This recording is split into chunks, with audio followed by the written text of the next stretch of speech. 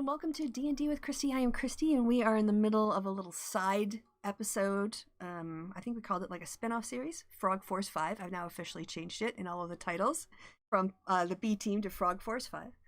And yeah, oh, actually, I should put your sound on, guys, so people can hear you. You want to do that yeah again? Yeah. Yay! Yeah, so I'm going to hand it over to whoever is going to do the recap of last week's episode. Me! Jordan Peterson making a special guest appearance. It always is, isn't it? So last time on Frog Force 5! Actually, mostly talking. Yeah, there's a lot of Last talking. time we arrived at Phandalin, and well, when we arrived, actually gets up because I wrote his name down. I was smart. Now it's not loading. But yeah, we walked in into the middle of a speech of one of the Harbin Western. Wester. Harbin Wester. Wester. Yep, I've got that right here. Yep. Harbin Wester. Mm-hmm. So we walked into the middle of his speech, after which we went to meet our local contact, who told us to go to a bar, then Bartram went to the temple to get uncursed. He went to get some drinks and talk, after which Nez went to the Smith, learned some information about the Major Domo, then went back to drinking, then Kermit got very drunk, and Charlie had to put him to bed. Yeah, he was puking drunk. He was all kinds of drunk. He isn't entirely used to the tiny body yet. We'll put it on that. After which, the next day, we had a quick chat with the other political candidate, Sildar Winterhall, who got Soliolo to smoke, which was hilarious. After which we went up to the manor, which was destroyed. There were a bunch of wild dogs there. As we approached, they started attacking us. We attacked them. Most of them ran away, which left Kermit very angry. We killed their leader, got, I think, a potion and some other stuff off of a little bit of money. After which, we found a moaning rock, which apparently after lifting rock turned out there was a person under there. Half-orc. A half-orc who was the major domo of the company we're looking for. She spit out the orrery piece, and then Bartram just kind of took it. Nobody really fought him over it. Then she started talking about somebody teleporting away and how... Tiefling. Yes, Oh, yeah. Talanatha. Talanatha, yeah. That you rescued, well, the A-team rescued. Oh, yeah. Oh, that's her. Yes. Completely not make that connection. Yes, Talanatha, same. Guys, trust me. So, yeah. It's all one universe. Wait, so yeah, important to note, Kermit put his curse on her. Yeah, he gave Gilda. Very important note. So she might just fucking die of bad luck. Who the fuck knows? But we brought her back to the village to rest so she can give us some exposition later, probably. And that's where we left off. Correct.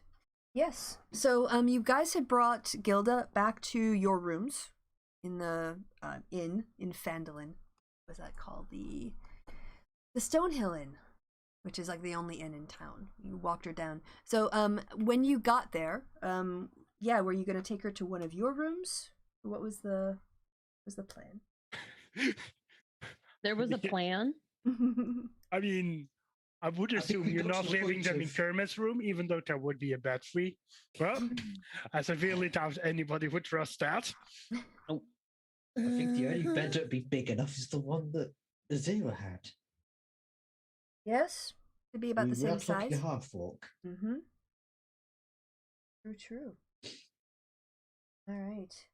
All right. So yes. Next morning, by the way, Yella, why don't you give me when it comes to be the next day, roll me a d20 and a d12 because if they're both show 1, Gilda's gonna die that day.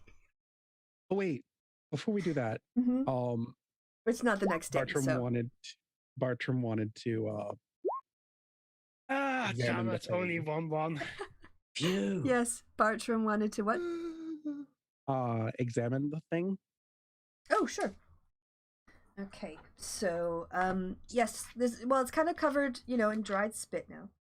Well, But... obviously he'd clean it first. Okay. Not gonna just sit here and be like, let's poke around this spit covered thing. Wonderful.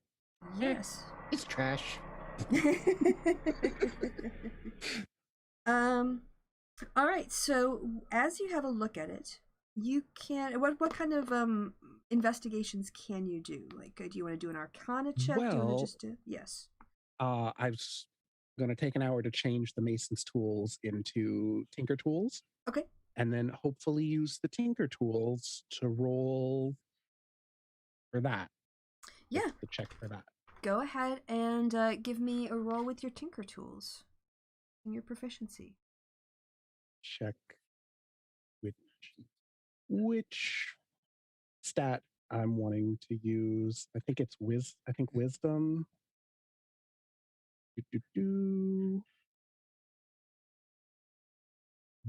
No, I don't want investigation for this, right? Not history. Tools? Oh wait, no, they're both intelligent. No. Yeah. Okay. So yeah, Tinker tools, intelligent.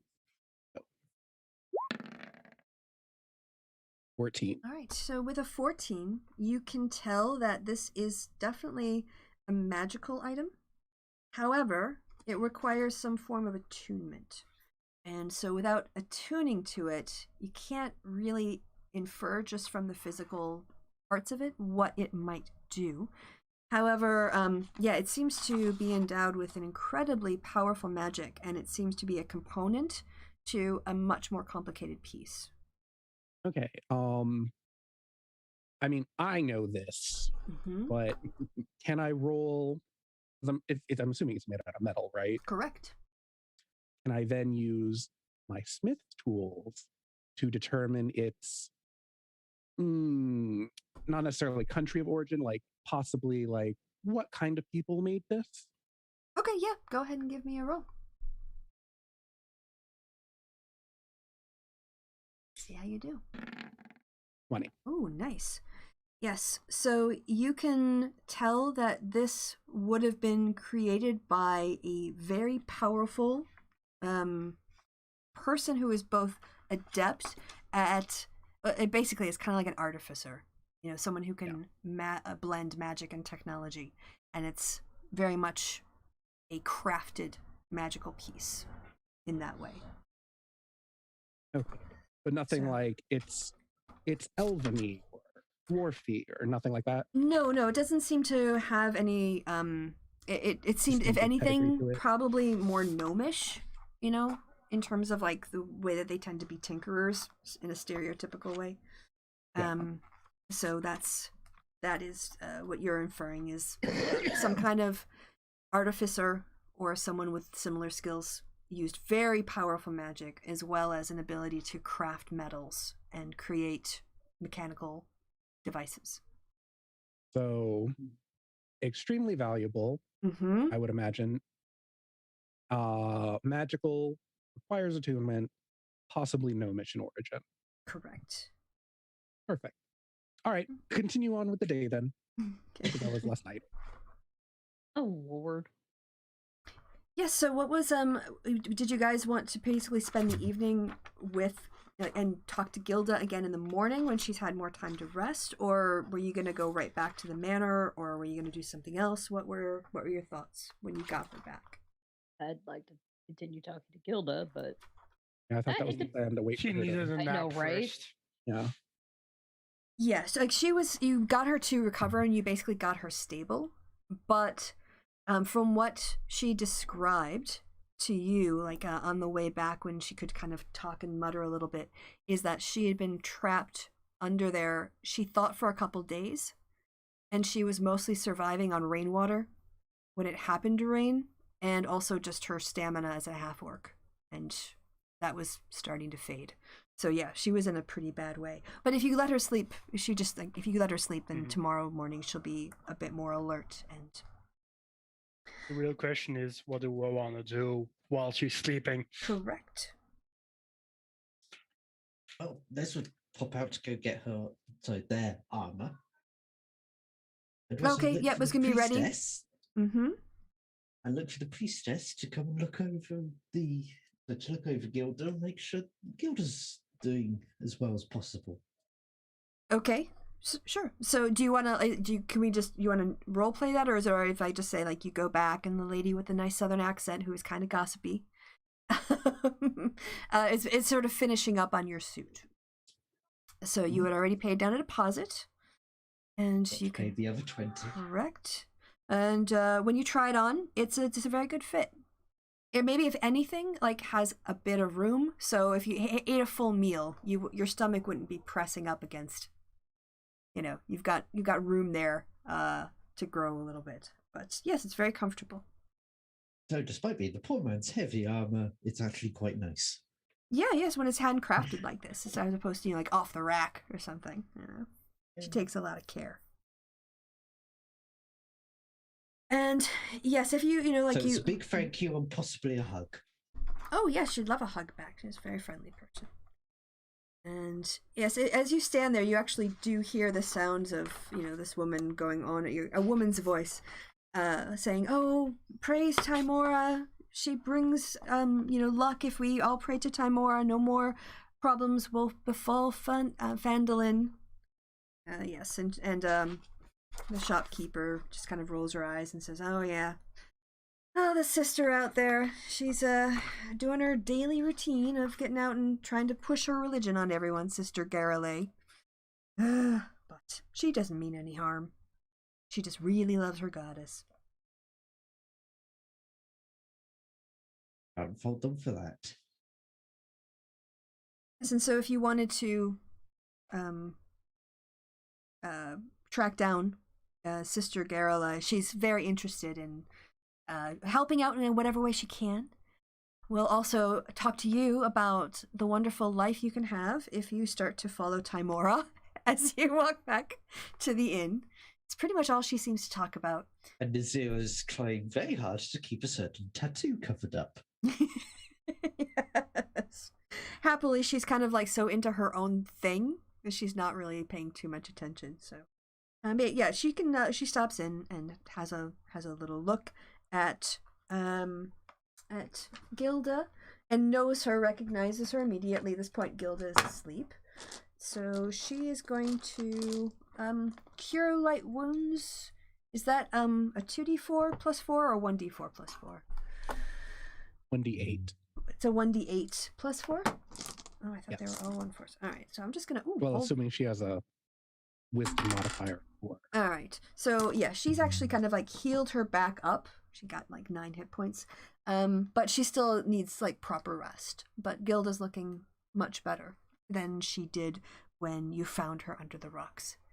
And Sister Garrelay wastes no time giving praise to Tymora, that it was so lucky that you all found her, that Gilda has, Tymora to thank for her life, and you all are agents of Tymora.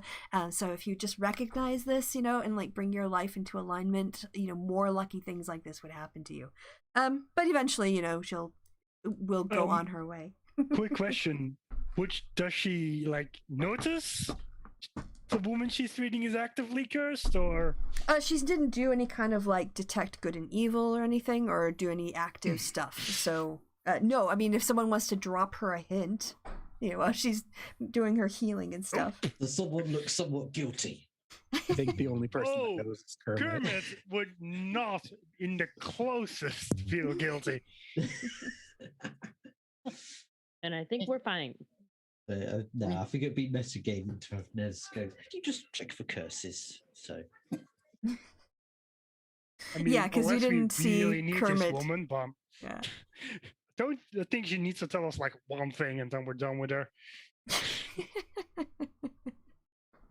Luck schmuck.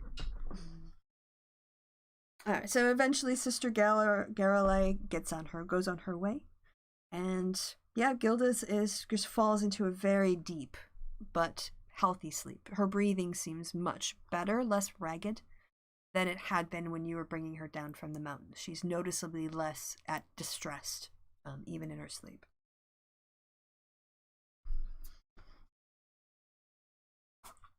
Yeah. So I mean, you guys, if you want, oh, sorry, go ahead. I say in that case, Nazira would head back downstairs, assuming it's now the following day. If you guys want to And- do an overnight, that's fine. We can speed up time, and you can Yeah. all recharge your hit points and spell slots and stuff.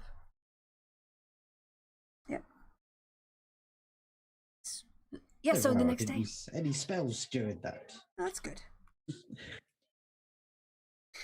Yeah, so she's in the morning. She's up and looking better, and says, because her voice is still a little bit hoarse from like having to breathe in all of that dust and stuff. So she still seems her voice is a little bit scratchy, but she says, "Yeah, so thank you so much for all your help. Is there, yes, you're here from the Solutions Guild? Omen sent you? I can't really remember too much of what I said yesterday." We are here to investigate what was going on, yes. Okay. What was that? Don't pay attention to her. She just makes noises sometimes. Apparently. Oh, yeah. Huh? What's that?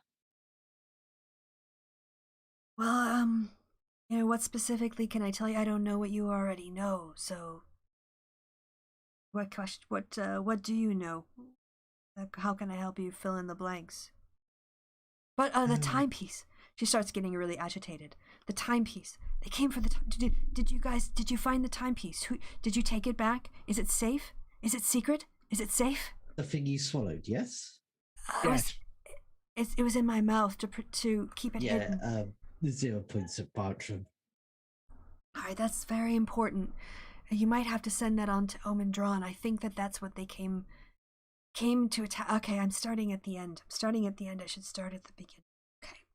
So, I am the Major Domo for, well, no. I was the Major Domo for the Fellowship of the Golden Mongers.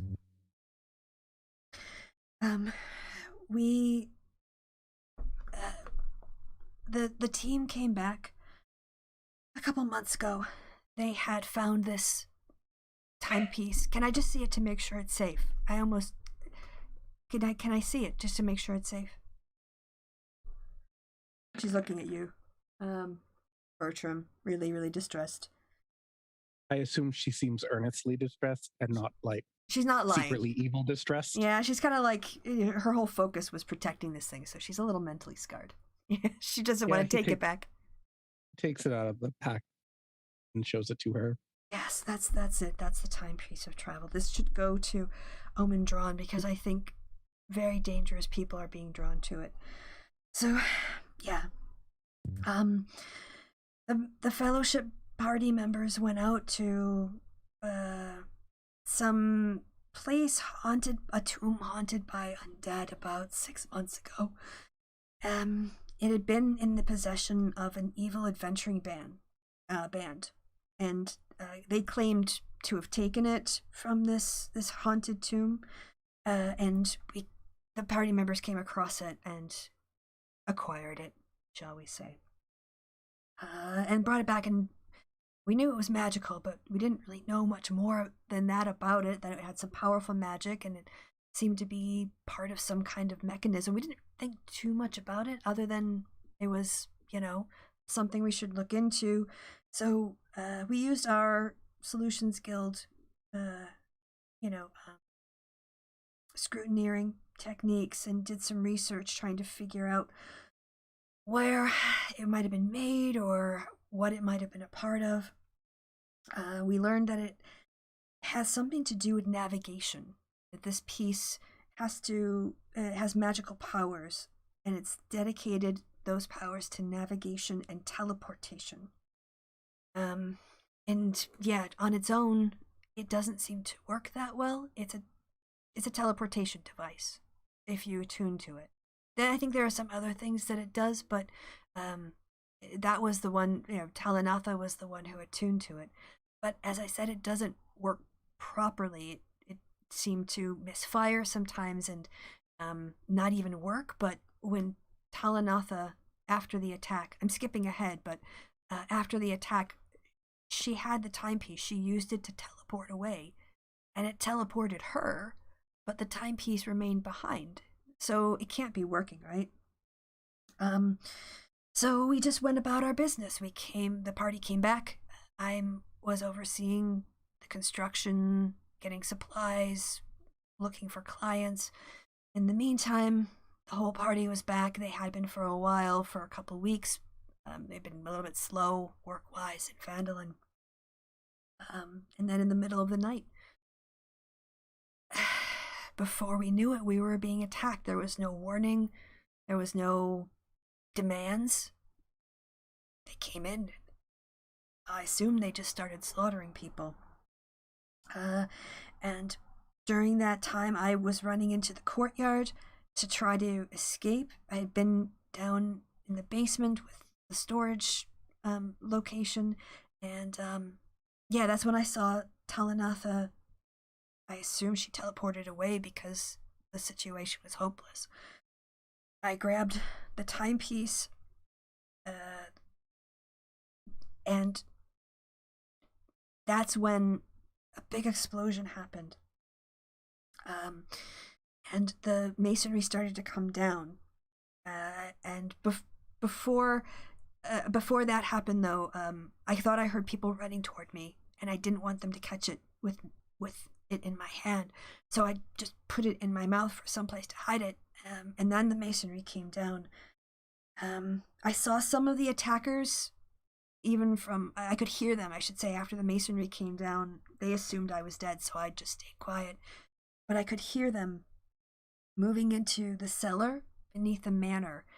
And for the times that I was conscious after that, I did hear a lot of coming and going. It seemed like out of that cellar, there was, just like lots of noises, heavy things shifting, lots of different languages being spoken, but seemed like orders were being given. And I know that underneath the manor, there's more than just the cellar storage area that we used, but it seemed a low priority for the company since they were mostly living in the upper part of the building and we had sufficient places to use in the basement, that it just became one of those things that they were going to do one day but never got around to. So that's then I there was no food. I couldn't talk or call out for help because for several days that whoever it was that attacked us stayed on the site, moving things in and out of the basement. Then I started to go in and out of consciousness.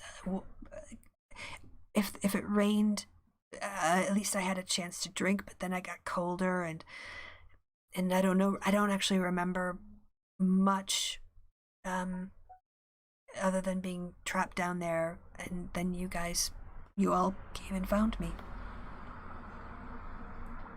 I didn't want to interrupt, but as soon as she mentioned that it wasn't working right, Bartram waddled off over to the corner of the room and started, I don't want to say tinkering with it because that implies slightly else, but roll of knowledge arcana to see, to try and find out. Yep. Or exactly what's wrong with it. Oh, okay. Oh, look at Tell you. me how God relates to this, Kristi. I tell you everything. All right, so Wow, what's... I was going to go with the navigator's tools and try and figure out what was wrong with it, but apparently...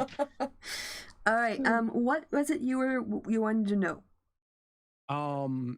Basically, if it's broken or if it's on the fritz or if it's just, that it doesn't work right without the rest of the junk with it.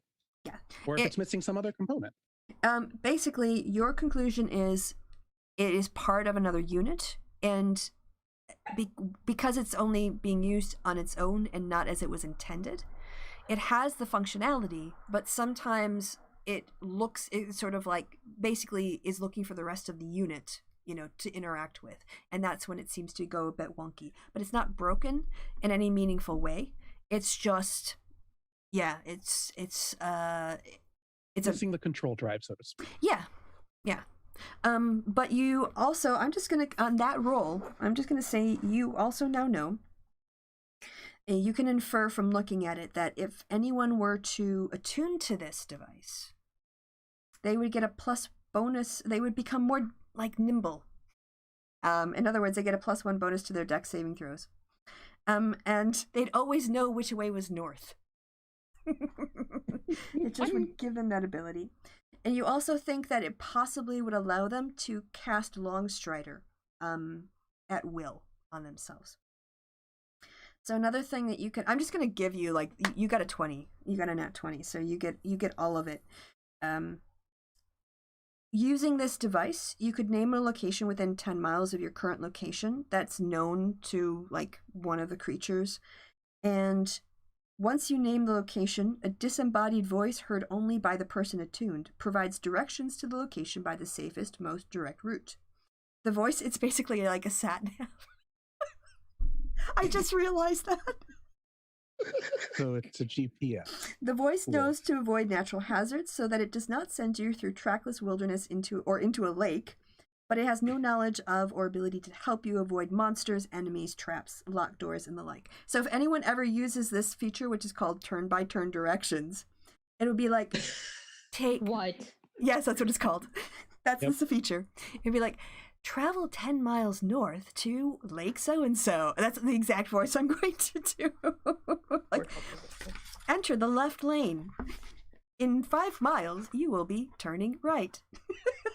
So it's better than Apple. It's better than Apple Maps, is what you're telling me. Yes. Because Apple likes to just walk you into a lake. Yep. Yep. It also can't help you to reach locations that are secret or not known to any creatures within range. And once you use it, you can't use it again till the next dawn. So it's just a once a day per thing. It also has, you can tell from your very insightful assessment, that as an action, the person who's attuned to it can cast the teleport spell. Once they use this feature, it can't be used again until the next dawn. And finally, yes, while this component is not installed in the orrery, its magic might function sporadically or with unpredictable side effects, as determined by the DM. So you officially know... In addition to the regular teleport failures. So, no, that is the teleport failure. That was what you basically... Oh. So, yes. Okay. I think if you recall... the orrery piece too, it went off the first 2 times, but I kind of retconned it to say it was kind of like fritzing. And so basically we're going to do sort of like a wild magic roll, basically, when treat it like when you use one of these components, it has kind of the same rules as a wild magic sorcerer. Okay. So you have a random chance of getting, for instance, like I actually have a macro sitting on my screen as we speak. It's called orrery mishaps. And I'm just going to click it now. Oh, God damn it. Of course it goes secret. But I can just copy and paste it. So, on this failed check to control the orrery component, each character is disadvantaged on an attack roll until the end of their turn. But there are also, like, positives that happen, too. And does that happen with Longstrider as well? Or No, just the teleport? No, it's mostly the teleport using it. Okay. Trying to think. Yeah, I think casting a spell. Well, no, because it actually no. I'm gonna go back on that because, for instance, like when Belvar used the healing spirit in there, I should have. So anytime you use it. Okay. So, but I don't think it's like a D20. It's more like a D100. Just a question. So whenever you use it, does it also include the sat nav or only the actual spell parts. No, I that would sounds say like a static thing and not like an invoked thing. yeah. So what I'm going to say is every time you guys from now on, I think we talked about this, but let's set the rules.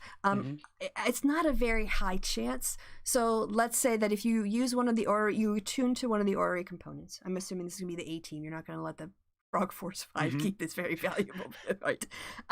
We'll call it a 10% chance that something could go wrong.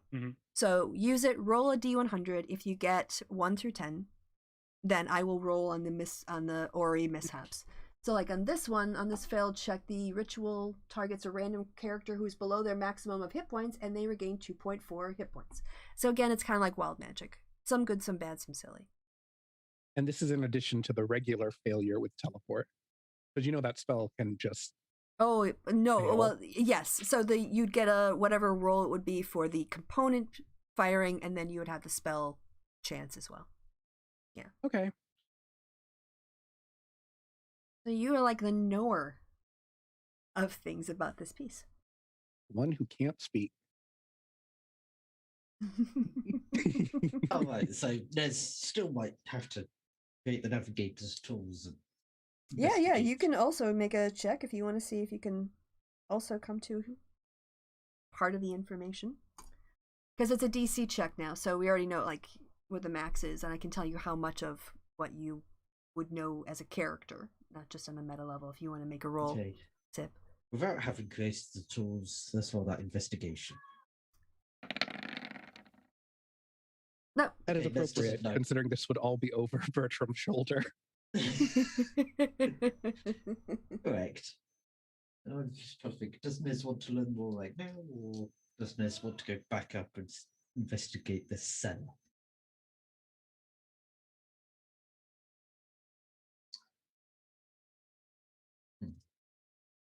Free will. Lots of other people to jump in and do things. Is literally there for the ride at this point. Like magic shit is happening that isn't thunder. He does not care. Just like, where's Mara? Where's Mara? I love Mara. Mara is beautiful. He got Mara on the brain. Okay. Yeah. After that, Gilda seems to be, kind of sad, because she's remembering all of her fellow company members who died. Oh, she said if you. wait.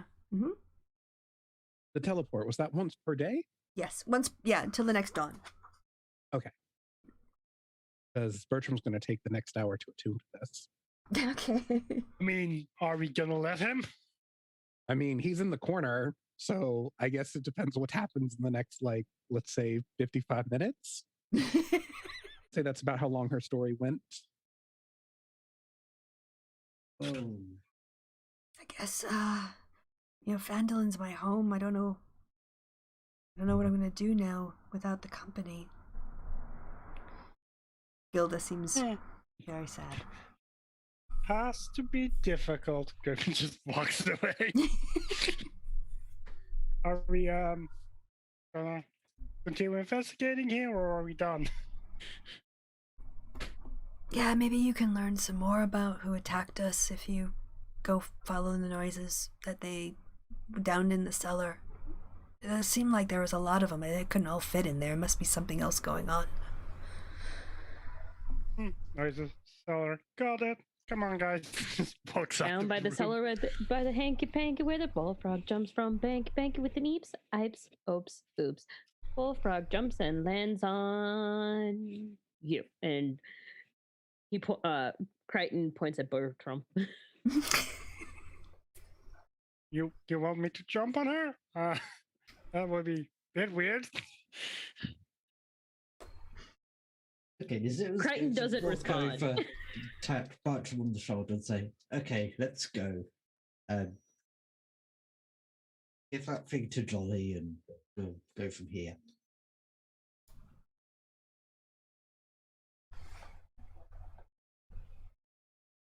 Bartram's still in the corner. Yep, Bartram's still in the corner. He turns his head at you 90 degrees and puts it in his bag.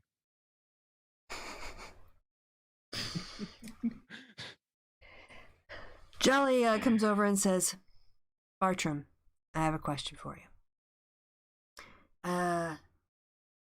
So, one is, what would you like to trade for that timepiece? I'm gonna have to take that back to the team, to my bosses, but I'm willing to compensate you for your loss.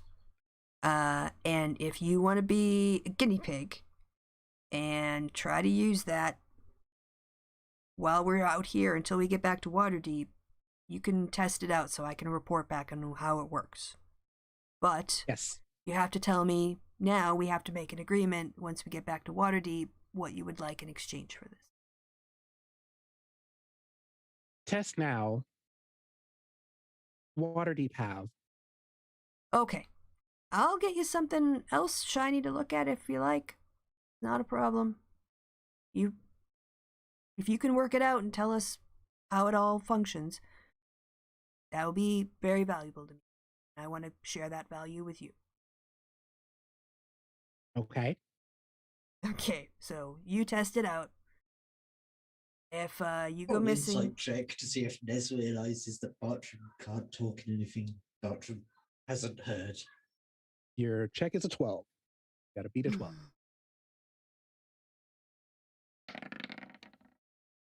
Nope. Oh, it was so close. I saw that 16 and then it rolled over. I don't know if everyone sees the same dice, but it was definitely on 16 and then it tipped to 8.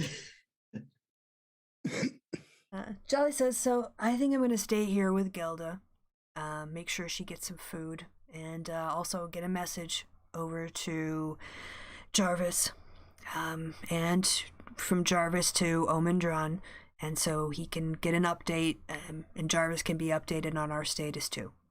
Yeah, you've got your Snatchel, right, Gilda, somewhere? And so yeah, they start like talking basically kind of like company stuff. Yeah, Jolly's gonna stay behind. He's gonna stay with As they go downstairs, Nez is going to get their flask and ask for some rum to fill it up with. Oh, yep, that's no problem. Lady's like behind the counter. She's like, yeah, no problem whatsoever. You we have a kind of rum that you wanna drink, or are you happy with just what's here on the rail? That's on the way, will be fine. All It's right, just something to take sips of now and again. all right. So pours it out. Did you say you have a thermos? Just a flask. Oh, a flask. Sorry. Normally, it's the one that had water before, but now Nez is going to fill it with that. Okay. Yep. So they put that on your bill because room and board is covered. Yeah, you just charge it to the room, and you now have rum. It's not the best rum, but it's drinkable. I mean, anything is I was going to say anything is drinkable. drinkable. Yeah, if you try hard enough. Like If it's potable, it's another matter entirely. that is true. I was going to say there was a mango vodka that tasted like acetone. Oh yeah, no, vanilla vodka. That's the way to go. Vanilla vodka and cranberry. Oh, I remember bars. Remember bars? You guys remember like cinemas, movie theaters? Like, wow. I remember cinemas. I remember theatres. Yes. Mhm. I don't Bars, remember not so musical. much because I was never much of a drinker, Okay.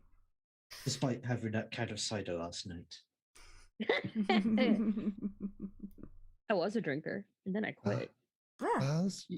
Bars? You have to go outside for bars? That's blasphemy. yeah. I know, right? It's scary outside. The house? No, Why would I ever?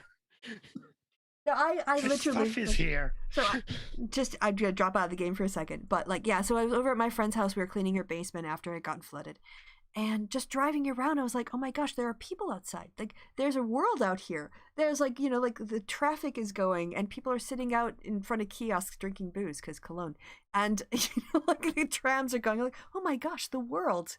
It feels so strange to be in it. Nature, it's healing. Yeah. Except it's not nature.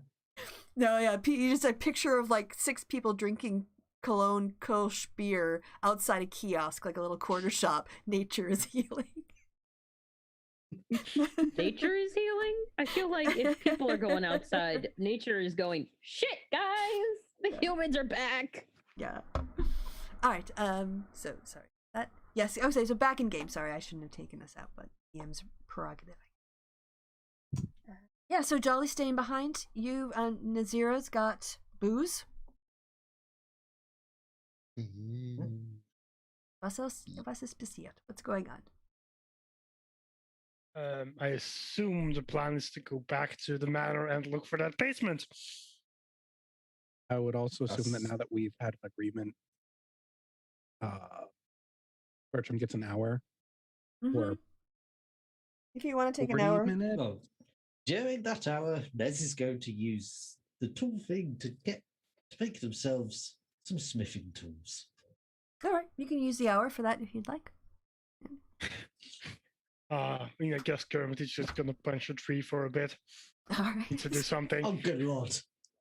I just, in my mind, I'm picturing the actual, like, Kermit the Frog, like, by a tree, punching it. Like, ah! Unfortunately, my mind went straight to that idiot conservative who thought he looked great punching a tree. Do I need to roll to punch tree, or? Yeah, you can go to an unarmed strike against a tree. Yeah, I think I know what the tree's DC would be. Yeah, you leave some, you knock some bark off. You go out, there's a big oak tree, very sturdy, and you just, like, go and you wail on it, do some unarmed strikes on it, get practice on toughening up your tops of your hands and channeling your energy. And yeah, by the time you're done, there's like a bit where all of the bark has been kind of knocked off and sort of the tree is inside is a little bit exposed. But that's what Gerber's been doing for an hour. Unfortunately, he didn't do enough to bring a whole load of firewood back to the inn. No, not enough that way, no. Just punched a random dude's tree. Probably owned by somebody, but Kermit doesn't care. He's a rebel, man.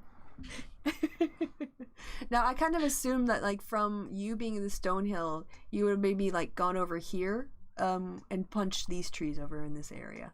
Because those were, like, the biggest trees, basically, within your walking distance. Fair enough, yeah. So, He could be hitting the small tree just next to the barn like an absolute weirdo. No, just looking at customers as they hand Fuzzy bear. Sorry. All right. So trees are being punched. Beer was being, or rum was being ordered. Things were being tinkered with. Things were being attuned to. Yeah. Anything for Soliolo? Soliolo's gonna just wander around the bar, see if anyone's up for a game of dice. Oh. Is Crichton up for a game of dice? Takes his mind off Mara? No. Nothing could take his mind off Mara. You're asking the wrong questions. So Crichton is just hanging out at the bar, just chilling like a villain. Right. Well, not like a villain. Yes, so Yes. You're at the bar, right? Yeah. Yes. So you notice that there is one of those kind of like, I would just call it like a dice shaker cup and some dice, and it's sat on the bar, and it says, like, we'll play, ask the bartender.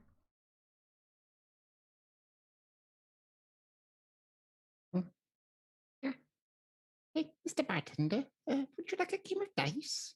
Oh, yeah, so a dwarf walks out. And the lady who was serving Nazira is gone now. A dwarf walks out and kind of with a gruffer voice says, "Oh yes, love a game. So wanna play for coppers? Just pride, or do you wanna put it a gold piece down? Happy whatever you wanna do." Nah, I'll go for gold. All right. Puts a gold piece on the mat, sort of where the card. He goes, "You know Lucky 13? Sure. All right. Tell you what, we'll flip a coin. Evens or odds?"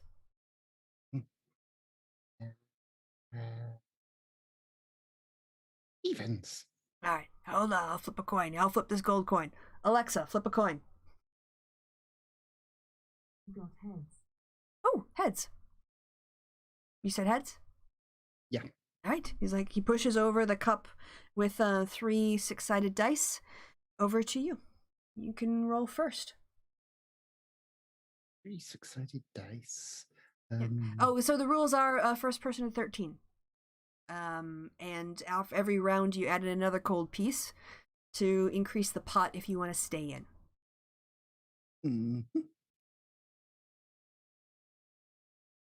So 3 6-sided. He's pretty close. All right, he holds it. He pulls over the cup, shakes it, kind of opens up the cup, blows on, and he's like, "Come on, baby," and rolls out his 3 6-sided dice. Bad luck. All right, back to you. And he puts in a gold piece, and he kind of like points at your gold piece, saying, "You know, you want to go another one?" Yeah, puts in another gold piece. Okay. So 3 more d6. Yep. Hey, lucky number 7, but not lucky 13. He kind of pulls it over. Oh, this game, I'll tell you, you go broke playing this too much. All right, he puts a gold piece down on the mat. All right, let's go. Come on. Baby needs a new pair of shoes. These dice. I'm gonna go broke at this game. All right. So he slides the dice back to you. Puts in another gold piece and All right. So this is my last go. I have a cap. I'm not losing more than 3 gold pieces on one of these games. So here we go. Come on.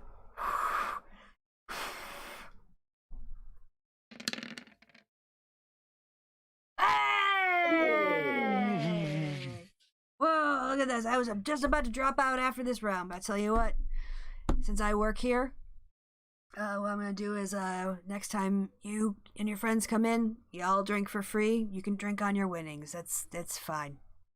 Good game. He offers you his hand to shake. takes his hand and shakes it. Yeah, yes, very good playing with you. Yes, and I never forget a face of a customer that needs a free round of drinks because they lost to me at Lucky 13. So remembering you forever. My name's George, by the way. I'm Saliolo. Hey, Saliolo. So yep, don't forget to leave Phandalin without coming back to basically spend your own winnings right here at my bar. Will do. Hey, have a good day. You too. So you got to see all of that happening, Crichton, by the way, because you were sat right next to them on the bar. Yeah, an hour goes by. Bertram is attuned. Nazira has new tools.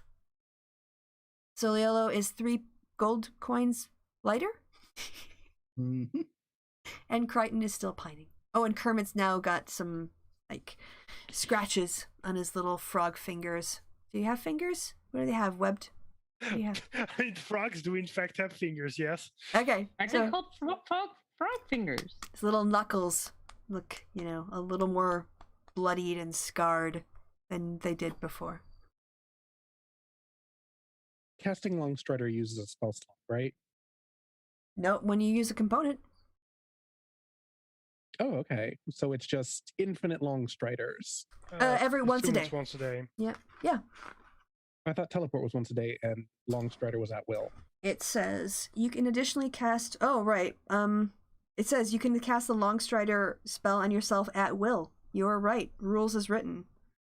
Okay, so that that seems means no spell slot, right? Right. I'm also going to. Okay. That seems ridiculously OP. So I'm going to say you can cast Longstrider without a spell slot, but only once per day. Because That's fine. yeah, everything else that everything does is once per day. So I'm assuming that they just overlooked that.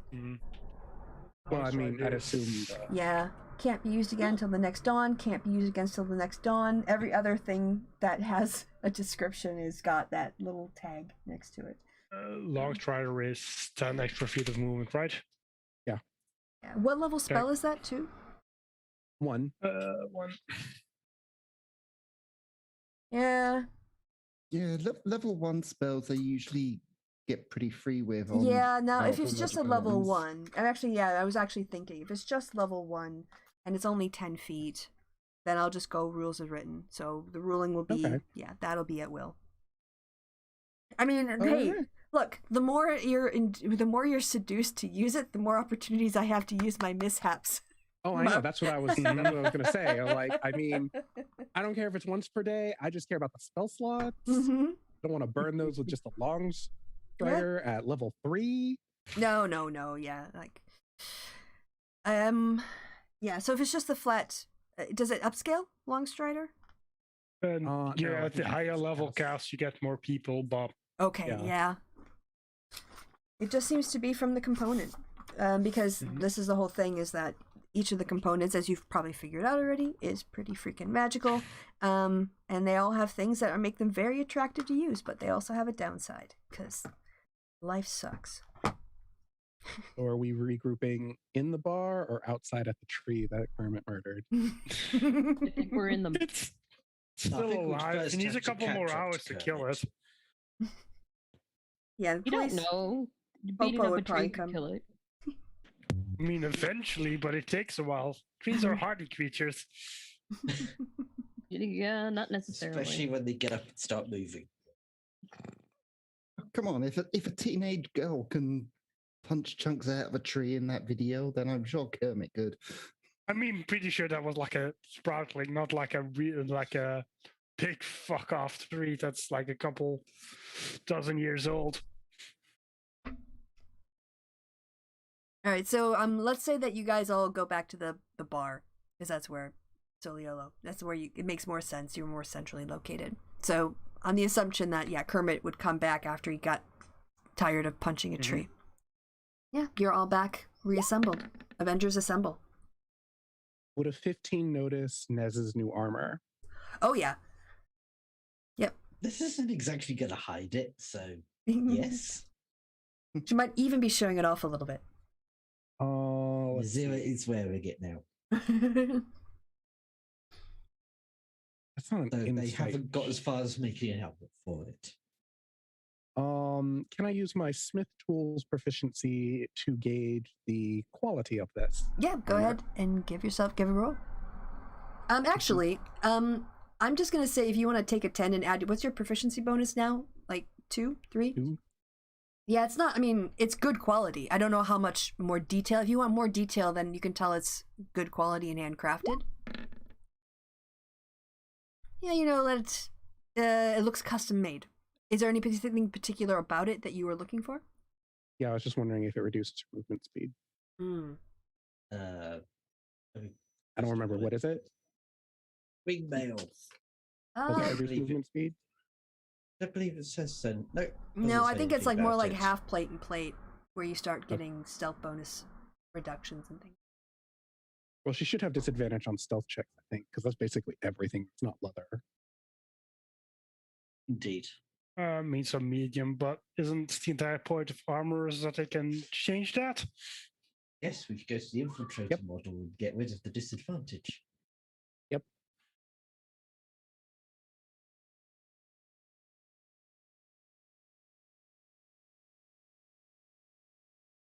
So then we're not going to cast Long Strider on Azira. We just want to make sure that the little ones can keep up. Yeah. Any short Alright, then. people. Yeah, you don't have to worry about your monk though. That's I mean, sure. 35 and a real long jump. Yeah, so I see you guys are gonna make your way over back to Tresendor Manor. It's still the same chaos you saw. Thank you, Streets of Cologne.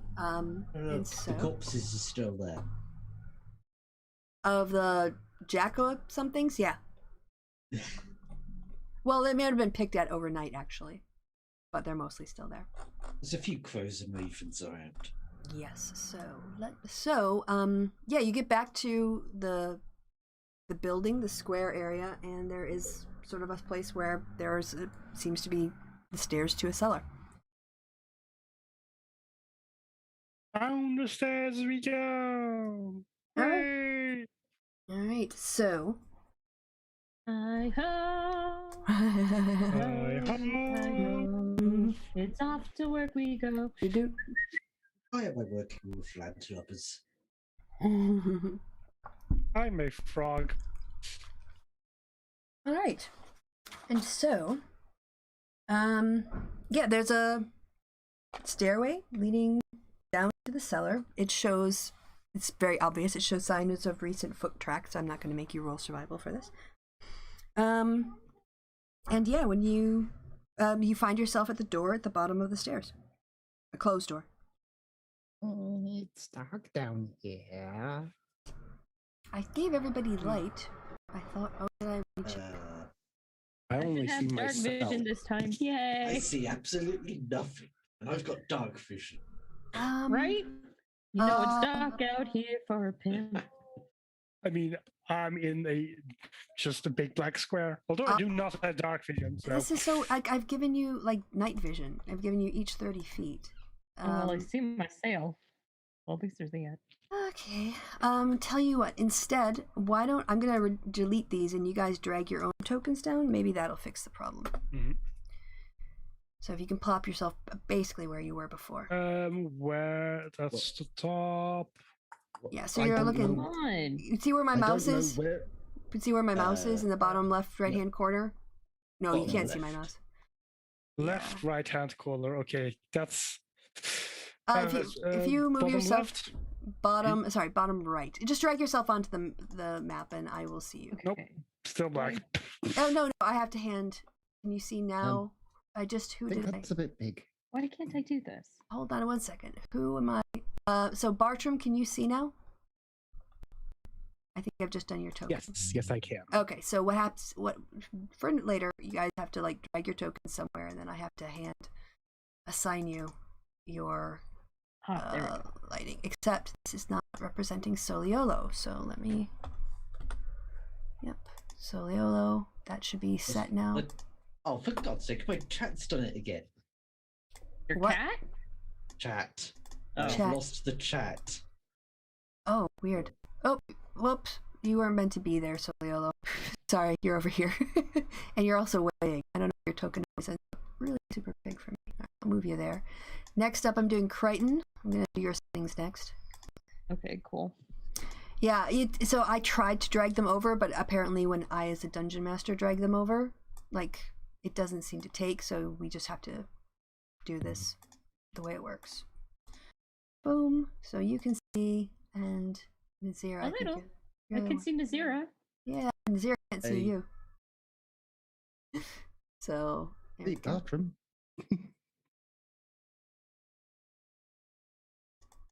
Get you up to 30. I don't know what everyone is, but everyone's getting 30. All right, and I'm I've just just mean, placed mine in chat. Dark vision. Mine is 0. Yeah, Bartram's is 0 too, but that's okay because I'm assuming this place is dark, right? what I can do is I can give you a light source. Well, I was gonna make a light source. Yeah. So you could make me a light source. I can do that. All right. So, yeah, it kind of Cast light on your weapon or something. yeah. Mm-hmm. I kind of have to stack you guys. Sorry, it's a very narrow hallway. Yeah.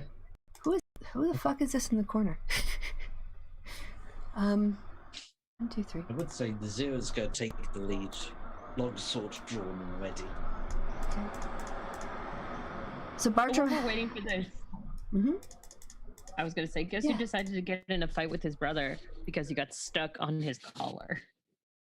There we go. It was Who? very ferocious and very scary, and they're both very stupid. I have no idea what you're referring to. Sorry. One Sirius dog got- got caught up on the other dog's collar.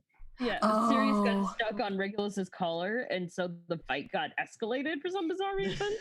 And I had to like grab a shovel and threaten to hit them, and was like, and then eventually they disentangled themselves, and I'm like, you both are idiots. Can I? No, there's no. Just make it a generic no token. I'm creating your light source right now. But if you want to make me the light source, I've got 5 feet of bright light, Okay. 5 more feet of dim, Dim light. light. All right. 10 feet of dim light, 5 feet of bright light. Okay. This should now be a light source for you. That work? Something happened, but the area is small, so I couldn't. Yes. You're basically you're all lined up in the staircase that goes down to the door that's shut. So that's why. I could drag you It to looks another. like it worked. Yeah, I think it will work. You guys want to open the door? Yep. All right. Where's Nose? All right. Alright, so I can move you into the room where you're going to be. Each of you. Okay. Also, anyone has passive perception under 10? Nope. Nope. Nope. Okay. If that's the case, then there's a whole lot of things that we're gonna notice. It just makes it faster. So yes, as you open the door, you see the door at the bottom of the stairs opens atop a set of double stairs that descend north and south downwards, about 10 feet into a cellar. At the west end of that room, a cistern full of clear water bubbles lazily. A door on the cellar's west wall is ajar. Here. Hermit jumps in the water. Okay, you're jumping in the water. Yep. Floating around. Liz is just going to look at Kermish and just shake their head. Oh, I'm a frog. I like water. Fuck you. Alright, so who is that in the bottom corner? Down here? Who is that? I believe that was Bertram. Yeah, that was Bertram. Alright, so as you get near that area, you notice, it just takes a DC 10 intelligence check, and I assume your passive intelligence is that much. You can... Oh, wait, a DC 10 intelligence? Yes, investigation, basically. Soliolo wiggles his fingers a little. Perception's wisdom. No. The pool's full of piranha. I'm basically, so here's my assumption, is you guys are exploring, right?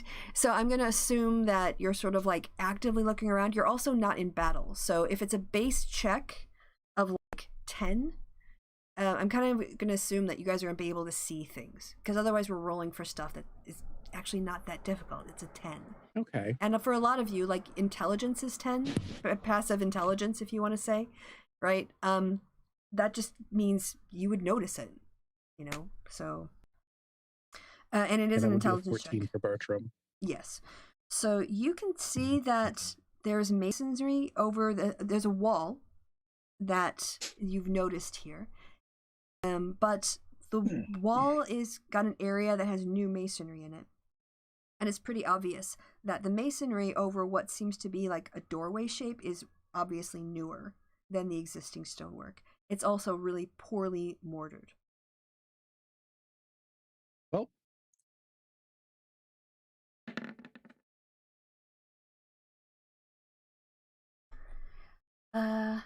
you're gonna hammer it. Sure. Yep. Let's see. You're using a heavy bludgeoning weapon? Yep. In about a minute, you basically can clear away the old, the newer masonry, and yeah, there's definitely like a door there. I will also say that again, anyone who's got above like a passive intelligence, I know or a passive wisdom of 10, which is that everybody? Yep. Yeah. Okay. Mm-hmm. You also notice something kind of funky about this wall here as well. It kind of feels like air is moving into it. As you stand in front of it, you can almost feel a little bit of a draft pulling at some cracks in this wall over here.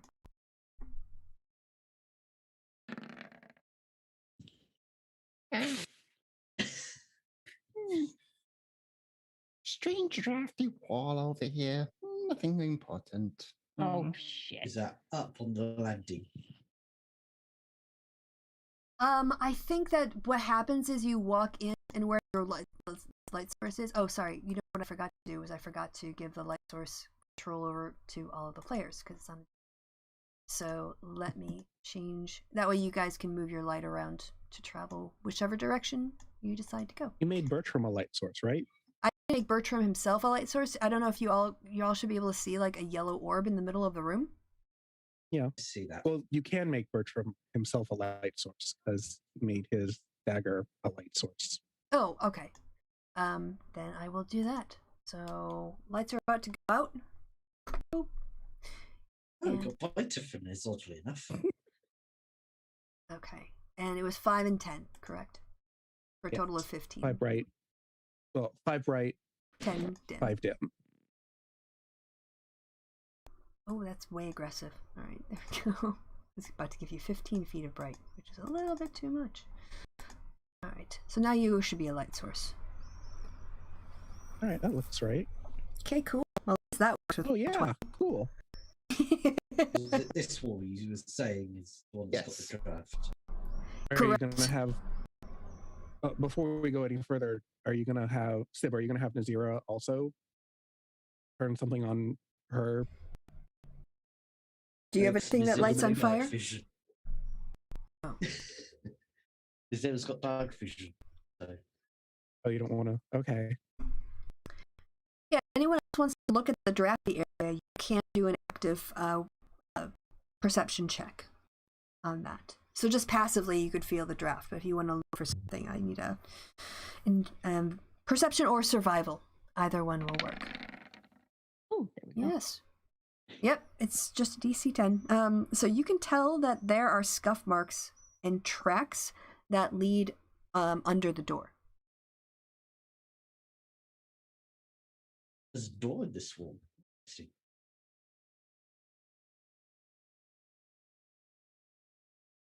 In that case, Nazir is going to do something really unusual and try to punch some bricks.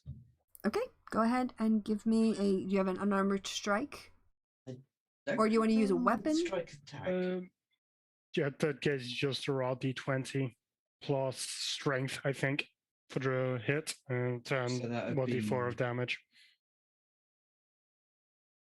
D20 plus 3. Okay. So 14 to the hit. Okay, that's a hit. Yep, and roll your damage. Which was a D4? Single d4, yeah. Plus your strength as well.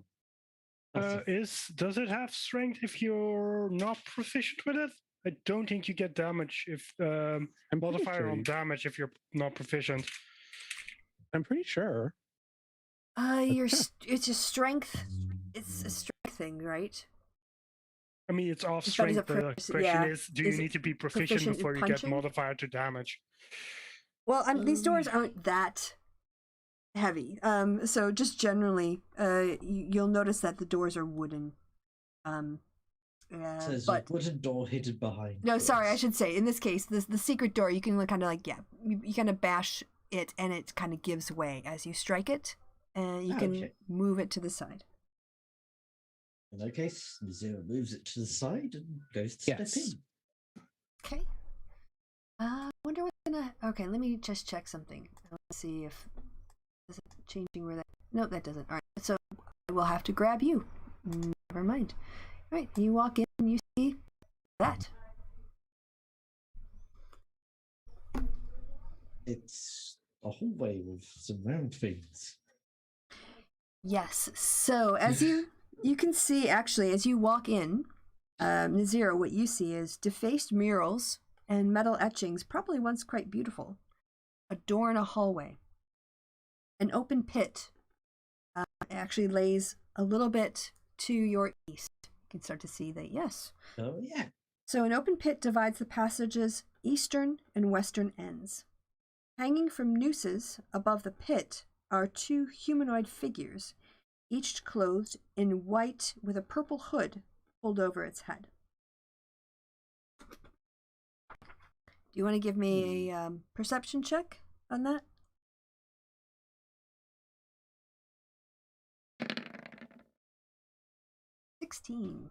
Yeah, they look like scarecrows. They don't look like actual, beings. It looks like someone sort of hung scarecrows across this pit.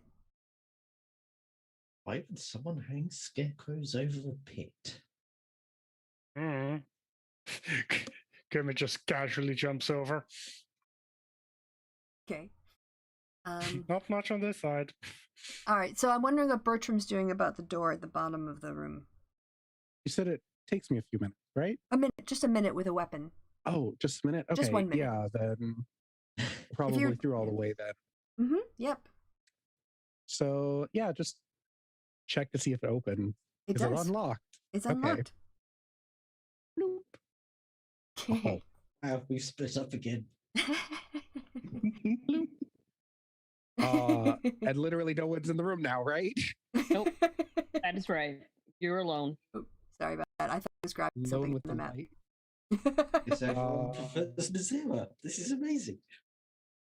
Oh, I sorry. assume Okay. I assume I can notice the now suddenly a hole in the wall up here, right? Yes, you can see that they've disappeared and that there is like an opening on the side of the room. Yeah. He'll So- just Oh no. make his way up in here.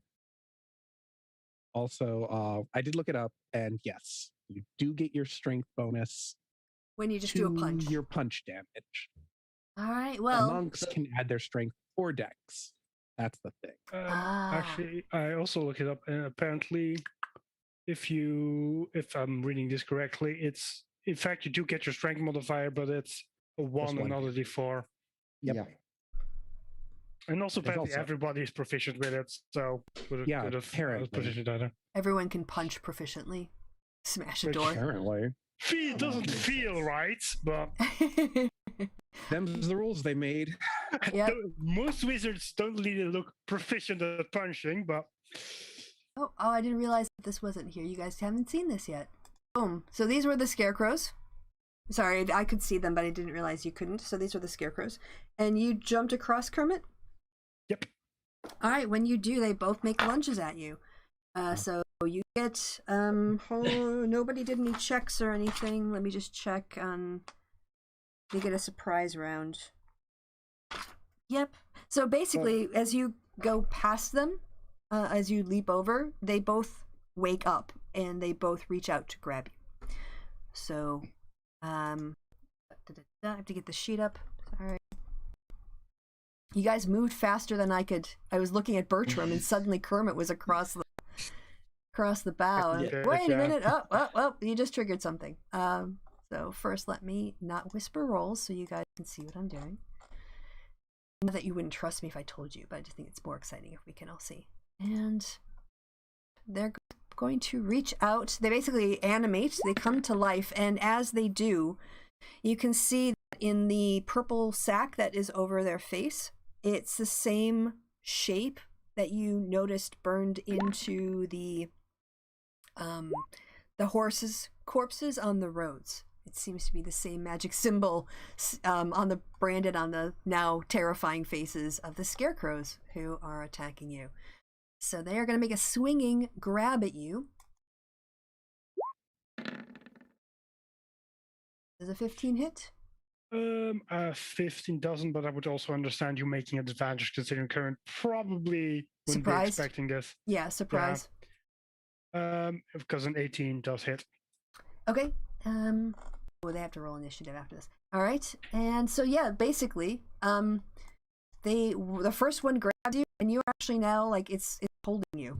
It's got a hold of you, and the other one, while you're being held, is gonna reach out and swipe at you with its scarecrow claws.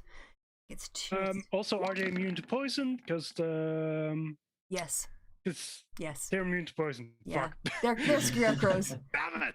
But with the swinging, you guys are watching this. It's like Kermit is being sort of grappled by this one scarecrow, and the other one is trying to time its swings to scratch at him. The first one doesn't work.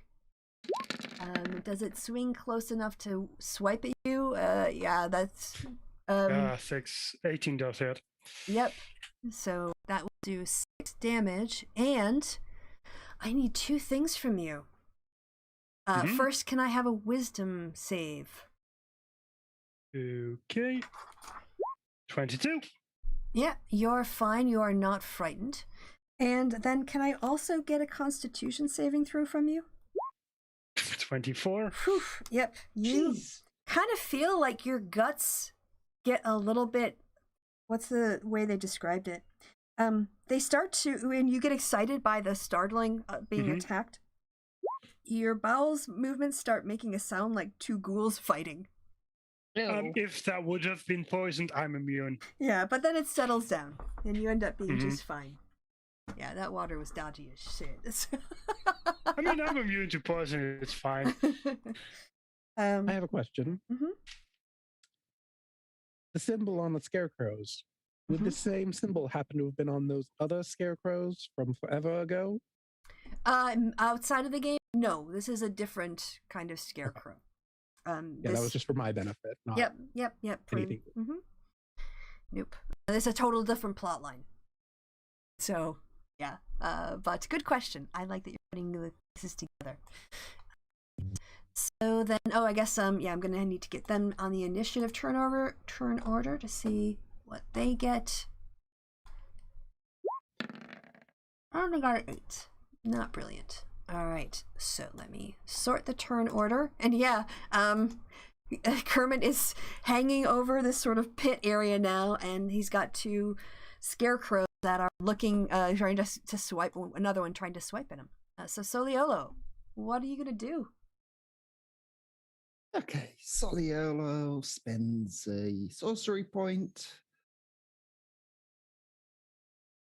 2 twin chaos bolts. There we go. There's 1. 10 just missed. You can see, because of their swinging, it's a little bit difficult to time it. And the first one actually just like if the scarecrow would have stayed, but it moved out of the way just as the bolt goes flying. Okay, and the second one. Oh yes, so Soliolo is able to like recalibrate based on the first miss, and bam, it hits, and so it takes 8 damage. 3. What type of damage is that? 3 fire. 8 fire damage. Ooh, well, this is really bad for it. Suddenly, yes, this scarecrow seems really upset. More than you would think for being that level of attacked. But yes, it is not a happy camper, this scarecrow. Right. Now, question. Before we move on, Well, you go first. right. It appears to me that Kristi rolled initiative, the scarecrow, and it went on to Kermit. In the turn order. Oh, weird. Yeah, because I rolled an don't see 8. it in... The initiative for the scarecrows was... Wait, yeah, it went over Kermit for some reason, because I had a 12, I think. Oh, that is stupid roll 20. Yeah. Okay, You must have accidentally clicked permit for some reason. so you're 12. That's sorted. Mhm. And I can copy and paste the information I need so I don't have to type, which is more efficient. So I will add them and their 8 to the turn order. So who is 8.6? 8.16 is there. Okay. Everyone's pictures are so dark. All right, and then I'll reorder it. Yep, okay, now we should be sorted. Thank you for spotting that. I hadn't noticed. Right. Now, question. Twinning a spell. Is that going to cause me to roll twice on the Wild Magic Surge? You're spending a sorcery point. You're not casting anything, or you're quickening it. Are you quickening? Twinning it. Double casting. Twinning it? Double casting, I think, is 2 rolls. I hope you have your Wild Magic table to hand. Oh, I do. Okay. It's because every turn, right? Or every time you cast magic. So if you do 2... And it's going to go up after each roll. Yep. So Yep. the first one is target 7. Alright, so what happens? Or D100 now? 42. Ah, you get the answer to like the universe and everything. Very efficient. And after the spell ends, Soliolo turns into a potted plant until the start of my next turn. While a plant, I'm incapacitated and vulnerable to all damage. If I drop to 0 hit points, the pot breaks and my form reverts. You know, that is actually a reference to Douglas Adams. Oh, no, not again. Yes. Nice. I'm so glad they put that joke in there. And it's Yep, really subtle. You have I've- to love the series. You have to read the books to know that reference. I've turned into a bowl of petunias. It was a whale first, right? Oh, The very whale good. always gets really excited naming everything. A sperm whale and a bowl of petunias. The whale had a whole long monologue about naming everything because it's just popped into existence, and the only thing that goes through the bowl of petunias' mind is, as Sib said, "Oh no, not again."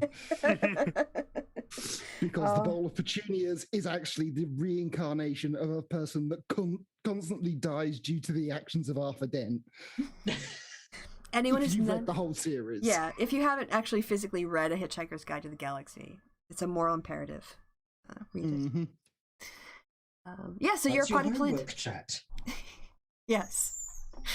Crichton is up next. Crichton, there's a fiery scarecrow and another scarecrow that's hissing and clawing at Kermit. And bowl of a potted petunias. plant. And a potted plant where Soliolo used to be. Are you going to stomp the plant? I'm joking. Stop the plant. I'm joking. Crichton creeps up to Soliolo, or the plant, and just kind of pokes it with his foot. Like, not to hurt it, just to kind of go, is that a thing? Can I hurt this? It shakes What its is going leaves on? at you. Eat the plant. Eat the plant. I'm not gonna eat the plant. Crichton kind of goes, okay, plant, great. Let's see, what can I do? Shit. This is what I get. Na, na, na, na, na, na. That's what my mama said. Bow wow wow. Starts pumping. I can't do anything. You have nothing ranged? Nothing, I have not a nothing. dagger? No, a dagger isn't ranged. There it is. You can throw a dagger. You can throw daggers. I could throw, what the hell just happened? Have you Well, I not have seen John Wick? Ooh, I do have a dagger. Okay, cool. So let's go ahead and throw my dagger. All right. And it's gonna be. Hold on, I just screwed everything up No, you on didn't. my. Well, no, on my That's what I screen. rolled. At this one. Okay, yep. So the fresh one, you hit, and it took damage. It's got a dagger. It's got your dagger sticking out of it now, and it howls a little bit as it hits it. As it enters its dry body. How much does Soliolo weigh now? Not Under a 5 lot. pounds. Okay, cool. So I'm also going. Wait, is this an act? This The is an- 5 pence, and I have catapult. Never mind. You I'll have have to do catapult.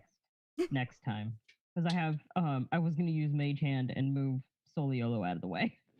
Oh, is it a cantrip? Yeah, but it's also an action to cast. Yep. Oh, okay. All right. Or sorted. All right. Is that Nazira? No, it's Kermit next.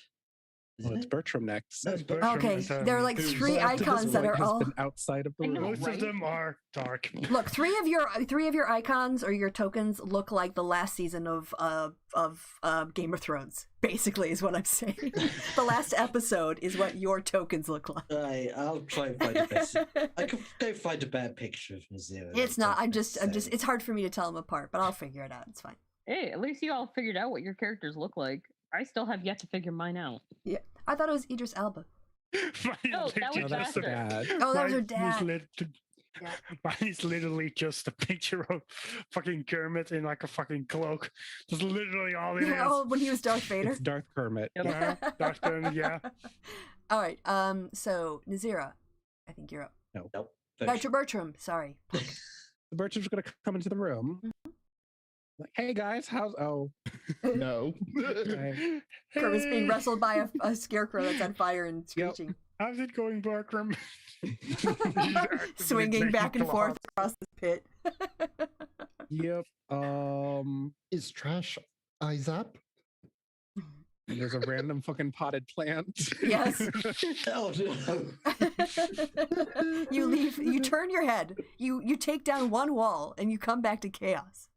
Very much. Just walks out of the room again. Yep. So yeah, we're gonna blast the lower scarecrow, this one. With the hammer. Is that a ranged weapon? Yes. Light hammer thrown. It's a light Oh, hammer. okay, got it. All right, yeah, that's a hit. You can roll your damage. Yeah, it basically goes through his center and comes out, and you see like a poof of straw as the light hammer like exits and goes clattering on the other side of the room. No, it doesn't. It swings back around and lands Ooh, back in my hand. How super cool is that? All right, I'm Did so I just much kill the less. scarecrow? No, you didn't. But it was. I just was being descriptive. It's now a scarecrow with a hole in its middle. Yes, it is. All right. So it's still alive, but you did a nice chunk of damage. All right. Next up is Kermit. He's gonna start by elbowing the guy that's holding him. All right. Go ahead and give me your attack roll. 22. Yep, that's a hit. I do 5 damage. Okay. Gonna just hit him again. 25. Yep. I do another 5 damage. Nice. He's on fire and looking raggedy. Looking Get really. off of me. Continues to squirm. All right. So, is it finally Nazira? Finally, the Zira's turn.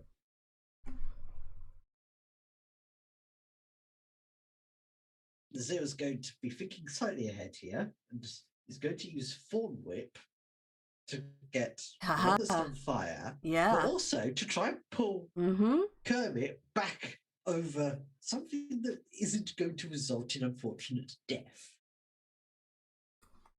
Nice. Assuming the Zira can hit anything. That is their AC. It works. Yay! So you can roll your damage.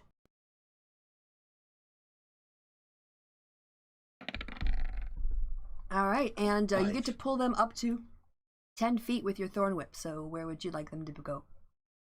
Well, unfortunately, that would be basically pulling it so it's sort of... hopefully Kermit is just on the right side of the ledge. On top of Zira, basically. Okay, so you want the scarecrow. Oops, wrong one. Scarecrow. Fucking hell. Hold on. It's hard to get tokens on top of each other. So here, basically, you're the Great Kermit. Yeah. Okay. This guy's looking really bad and on fire right now. He's burning up as you're watching him. All right, but it's his turn. And so as you swing him, now he's like, the rope is really stretched, so it's really tight on his neck. He's going to reach out and he is going to claw at you twice with his fiery hands. Isn't he still gripping Kermit? Yeah, he gets 2 attacks, so he's going to do it one-handed. I don't take it a 12 doesn't hit. 12 does not hit. Okay. 2. And a 5 doesn't hit. So yes, he swings, but you manage to use Kermit's body to block the blows, knocking him out of the way. Thunk, thunk. Stop! No! You remember like Mr. Miyagi, wax on, wax off, kind of thing? Like whoomp, whoomp. Like windshield wipers. The other scarecrow, let's see. You're basically on top of Nazira now, but it does have a reach of 10 feet. So it's going to swing out and go for you, Crichton. Oh, come on. And it is going to make a It's swinging not going grab to at attack a you. Petunia. 14 hit you? Yes. Okay, it grabs you and it drags you 10 feet. Where'd it go? Oh, fucking Bard AC. Fucking Bard AC.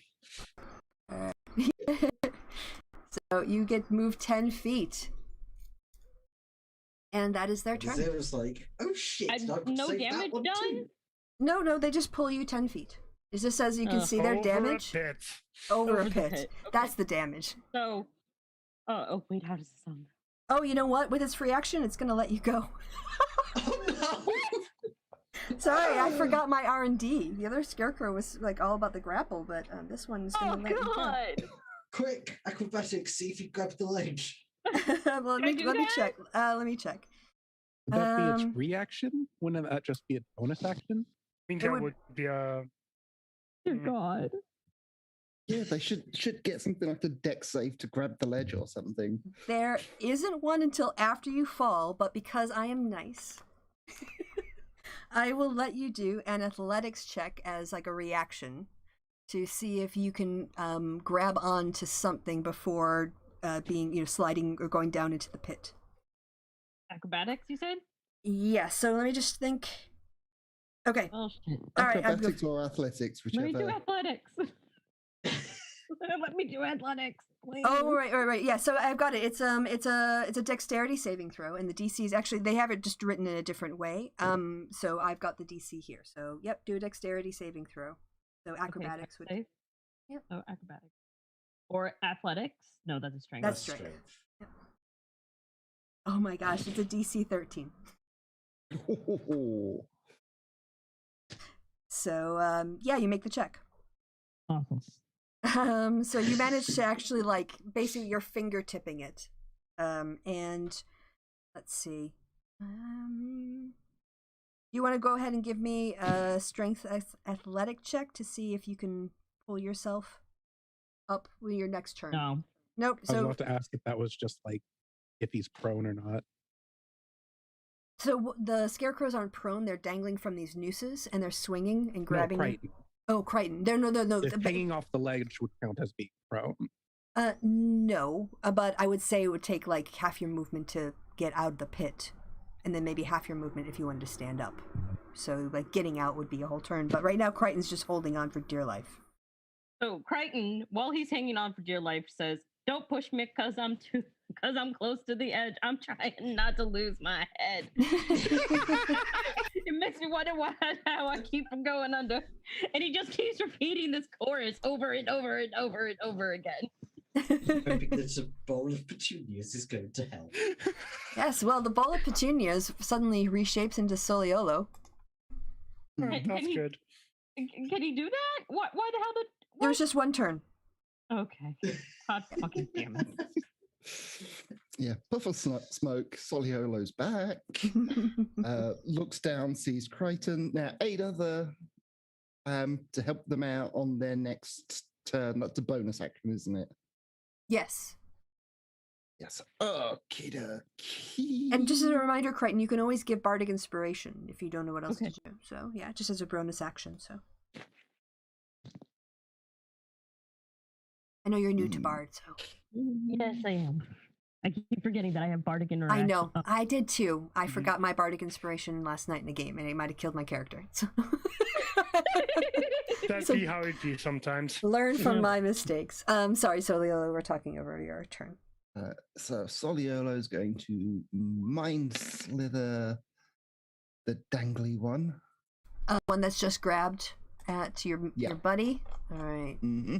And that is an intelligence save. Well, they don't have a negative. Oh, makes it. Oh, It's a 16. okay. So they take no damage, and then we'll, aid in getting Crichton out of the pit. Right now, Crichton is actually, because of where he swung. Oh, I see. Because, right, they're right in front of you. So you're going to use your action to help pull them up. Yeah. So you can make your strength athletics check again, but with advantage this time. For Crichton. Oh. What am I... Wait, so strength? Yep, it's an athletics check. It's just it's the ability that it's based on. Oh, yeah.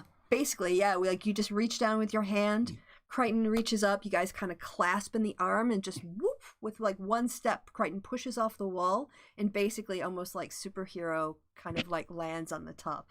All set. Out of danger. So on the other side of Soliolo? Mhm.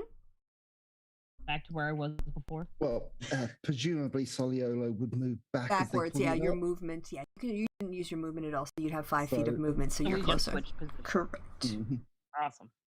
All right. And now it's Crichton's turn. As Crichton lands, he goes, boom goes the dynamite. You like playing a bard, don't you? Well, funnily enough, I never have, like, every single time that we've played, I haven't had music in my head. Okay, this And time I you still do. don't have any, like, but when I play Mara, there's all the music, so I don't know what's wrong. Is the Scarecrow about 5 feet away from me? No, it is 10 feet away. I mean, so there is one that is. this one, yeah. in the corner is. This Mhm. guy right here? Yep. All right, I'm gonna go ahead and... He's got your dagger, by the way. Doesn't he? Oh, he does, doesn't he? Oh, no, the one that grabbed you had your dagger. Sorry, my bad. Yes. God damn. Stop doing shit. There we go. Okay. You note that also it's Kermit and Soliolo, right? Does it? Yeah, Yep. you can't exclude your mates from this one, sadly. I mean, Alright. I think some forms of sorcerers and so stuff can, but not by default. Sorry, It's what- everybody. But It's why Soliolo hasn't sword bursted. So everyone needs to make a con saving throw, basically. yes, Ever Alright. Bertram. He's safe. Kermit's fine. Oh, I need to find. Wait, no. So it's a other- 13, so Yeah, does not make it. but everybody else does. You can roll for your... Yeah, do your Oh, and 1d6. Yes. Oh, Oh, you can describe how you take out the So- scarecrow. the thunder ripples through and hits everybody, but it basically just like they're unaffected. But the second it hits the scarecrow, it just like because that scarecrow is also on fire. It right? is. Mm-hmm. Yep. The scarecrow is like in flames, and then all of a sudden, like a sound goes whoa, and the flames flicker up, turn like a weird neon green, and then the straw just falls to the ground, Yes. and all that's left hanging is the noose. It's just in a pile of cinders at your feet. Well, no, the noose is still hanging there, totally Yeah, unaffected. but the scarecrow is. scarecrow is basically just a pile of burning Straw, I guess. Yep. yes. I can't get over And to. everyone bites the dust. Yes. Oh, and then Son, who goes next? pest. It looks like Bartram is next. Bartram. And so as like the scarecrow falls, Crichton points at Bartram and goes, "Another one bites the dust. Another one down.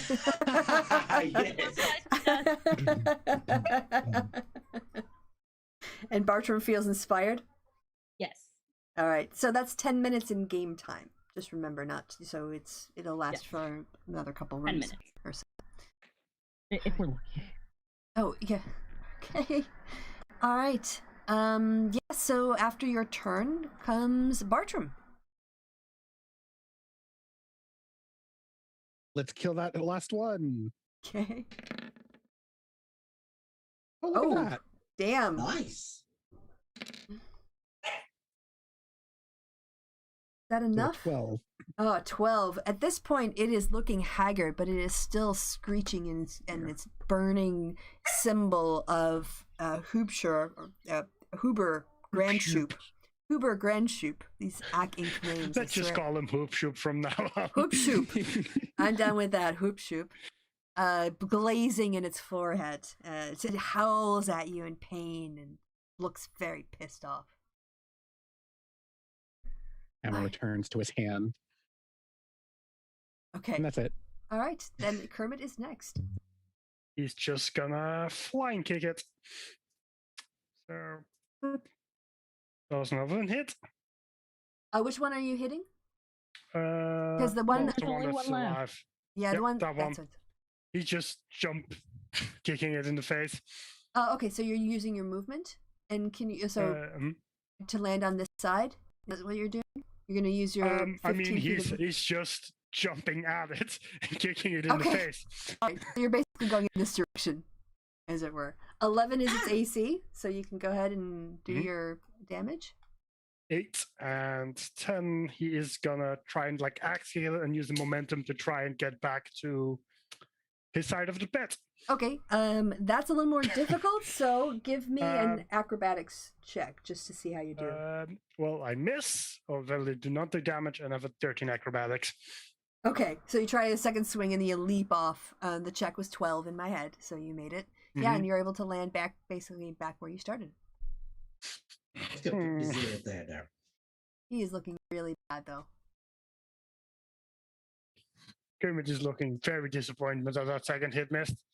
yeah, me too. That would have finished him off, basically. Ruined his cool move.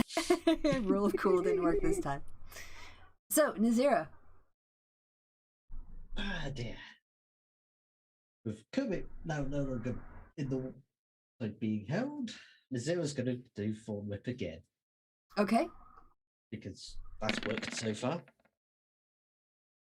Yep, that will be a hit. And what is the damage on that? This will be another 1d6. I don't know why I hit that. I should have fixed that. That was as many hit points as it had left. You can describe how it dies.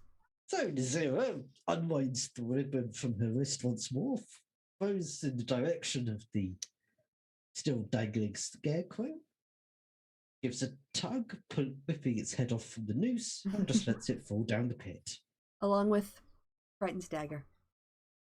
I was about to ask about that. Daggers are cheap. Nazira uses before it falls too far, Nazira pulls on the ribbon and retrieves the dagger as well. Well, you kind of, the idea you kind of cut it. Otherwise, what I would say is the pit is 20 feet deep. Crichton, you said you had mage hand? I do have mage hand. And how far can you operate your mage hand? I think it's 30 feet based. So if you wanted to, for instance, conjure your mage hand and pull the dagger out as Nazira kind of pulls the body of closer, you know. So, yeah. All right. I go ahead and retrieve my dagger back. So Nazira doesn't get to show off. No. You guys did it together. In my head, you kind of like whipped it and kind of dropped, and then you were dragging it up, and as you were dragging it up, she mage hand her ghostly thing and kind of went in and bought it, and then got it, and as soon as she had it, you just let it drop. Teamwork makes a dream work.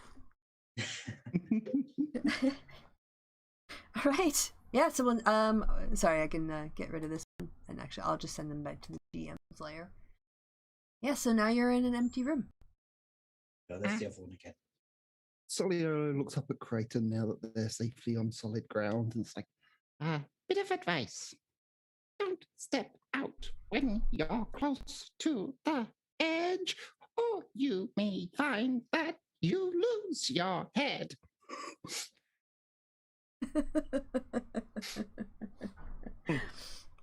That was good. I got that reference. Gilda jumps over the pit again to check what's actually going on now. After there's nothing trying to grab him. No. All right, but can you go ahead and give me a perception check? Okay. This is harder than your passive perception would be able to pick up on. 14. Oh. No, you're too far away, Soliolo. Yeah, you kind of feel like maybe there's rats or something in the wall. You can kind of hear something against this wall here. But other than kind of like, I think maybe it's rats. There's not much else going on. Kermit punches the wall. It's his reaction to most things. Okay. 18. So here's the thing is, when they give me the stats, they're like doors. Most doors are blah, blah, blah. They don't have a stat for walls. So I'm going to have to look up the stat for your average brick and mortar. 1 second. Talk amongst yourselves for a quick second. 5E wall AC. What the shit I have to look up? T&D's magical. I think an 18 would hit, but I don't even know how many hit points it has. So stone wall. From the wall of stone spell, a wall of stone has an AC of 15 and 30 hit points for each inch of thickness. Yep. So you, you can go ahead and roll your damage. 7, okay. Guess I'm hitting it again. 9, damn it. All right. Yeah, that one just hurts your hand. Get on a jaggedy bit. So I just keep punching the volley for a while, or do you guys want to do something? Well, while Kermit leaps across and punches, Bertram would say, "Door open. Tunnel back. Come on." Kermit is very busy punching walls. Are you like Kermit's yelling across the room. this? He probably didn't hear this. This was to everyone else mostly. I mean, that's the case. I'm gonna keep punching. All right. 16, Yeah. Okay. You basically. and Yep. You're like you can plus feel like you're action about punch. halfway through the. I'm gonna say that it's 2 inches thick. Yep. So that's 21. Yep. I rolled 7 damage 3 times in a row. Jesus. I know. Come on, roll 20. That's really consistent. So, is everyone else just watching Kermit punch this wall, or are they coming?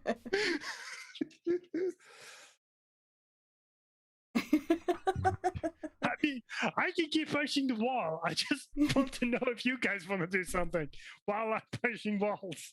If you keep punching, when you get through, I'll let you know. I mean, Whatever you'd like. While they're you guys can interrupt at any time. Oh, I crit. Roll the ball. Yeah. So once you so at this point you're through the first basically side of your wall, and as you do, you can start to hear voices on the other side. It's kind of hard to hear. Hard to hear through the punching of the stone, but Yeah, Soliolo's. While that's going on, Soliolo's gonna jump, grab hold of the noose, and swing over. okay. Yep, that'll do it. Yeah, it'll work. Actually, I think based on your strength, everyone could leap that 10 feet. Probably. Soliolo wanted to do it in style. That's though. fine. Cool. Yeah, it looks cool. The Zero would want to jump over the fog. Just to add a little more challenge to it. All right, go ahead and give me your acrobatics roll. I'll see if you land on him or not. Great. No, you stick the landing. You I did basically not land see him all right. that. All right. So at this point, I will say, even though this isn't a door, Kermit. Actually, hold on one quick second. Make sure. Brighton has to get over. You Brighton is like crosses himself, like begs to like whatever, just be like, please let me get over there. an 8. You shouldn't need to do acrobatics, just a running jump. You standard can just jump your strength modifier. Yes, I'll and in look at feet. So if you've got a 10. Not modifiers, your strength score in feet. Yes. So you should be. Yep, you're fine. Okay. I mean, you don't need to roll. It's just you have a strength of, I would assume, an amount larger than 10. Yes. As Skirmy just like punches through the wall, he just sticks his face through it. Here's Skirmy! All right. Oh, that's So you find that this room reeks. I was taking a drink when you said that.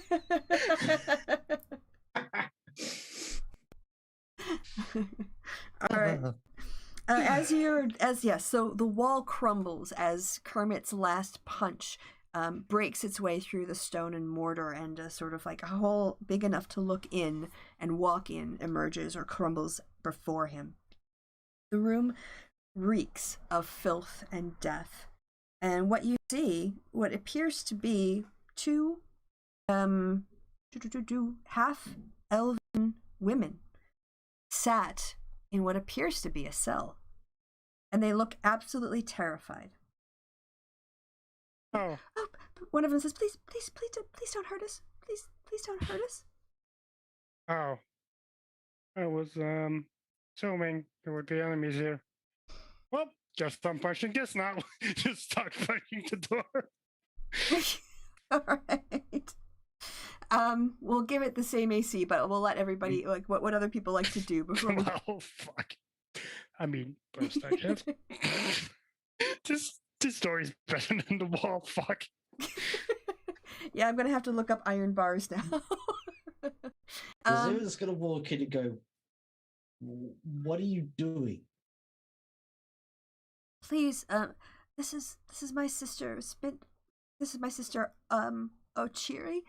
She's so close to death. Do you have any water? Please, she needs something to drink. She's about to die. Please help us. If it just still flashing the door, all I'm saying. Yeah. Hold on. Zira's going to try and tell if they're lying or trying to be deceitful. Okay, yeah, you can do an insight check. Iron Yeah, door I rolled a HP. 12. All right.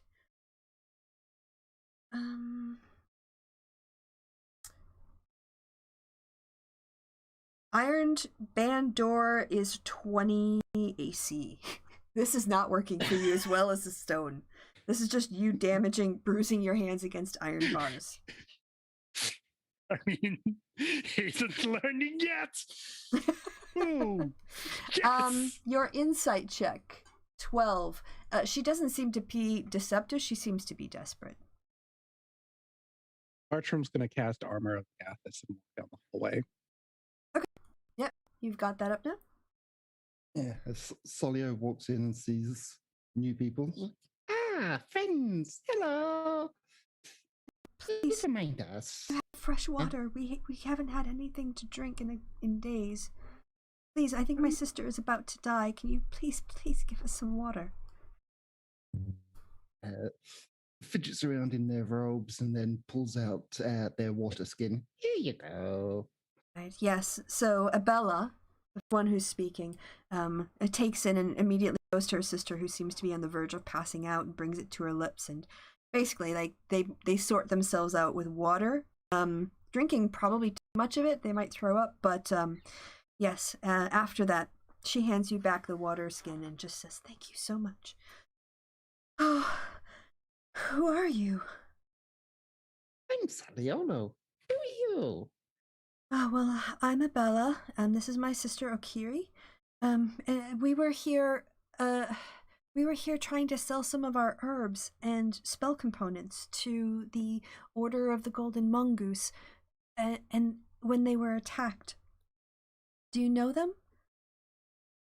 We met one of them. Yeah, so we were visiting the manor here to see if the franchise wanted any of our spell components or rare herbs. We have a little business that we run, and a lot of time adventuring companies, are in need of components. But when we got here, the weather was very bad, and they offered us a chance to stay overnight in some guest rooms. But in the middle of the night, I don't know what happened. There was some sort of attack, and we hid during the initial assaults, and we heard a lot of screams. We didn't see anything, but after a while, a dragonborn that you can see over there, and she points at a corpse that's in the northern part of the room. I'll pull it up because I see it's on the wrong layer. Oh no, so it's basically there's a corpse in this back corner. Back here. Here-ish, yep. Yep. Of a dragonborn. She says, he found us.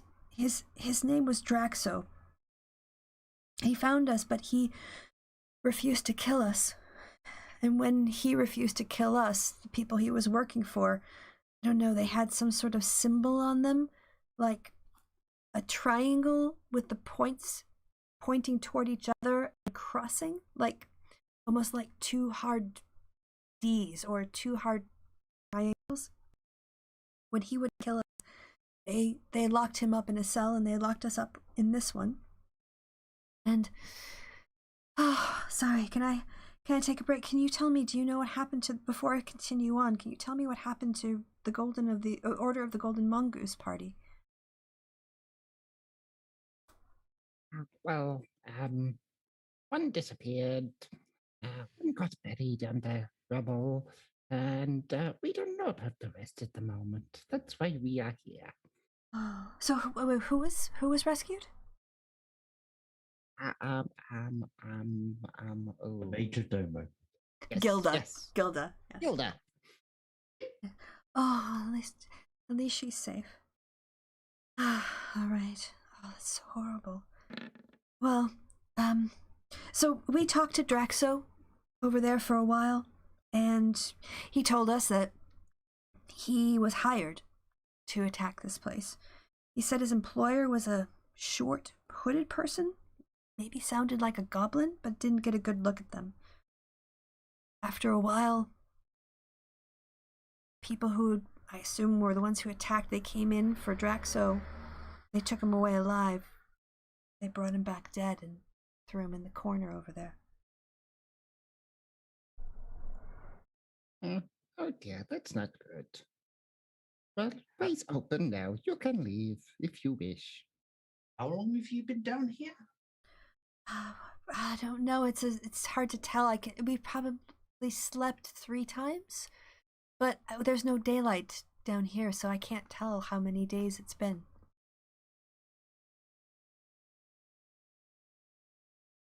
You really find these women sus, huh? It just seems odd that there's a prison underneath the. Oh.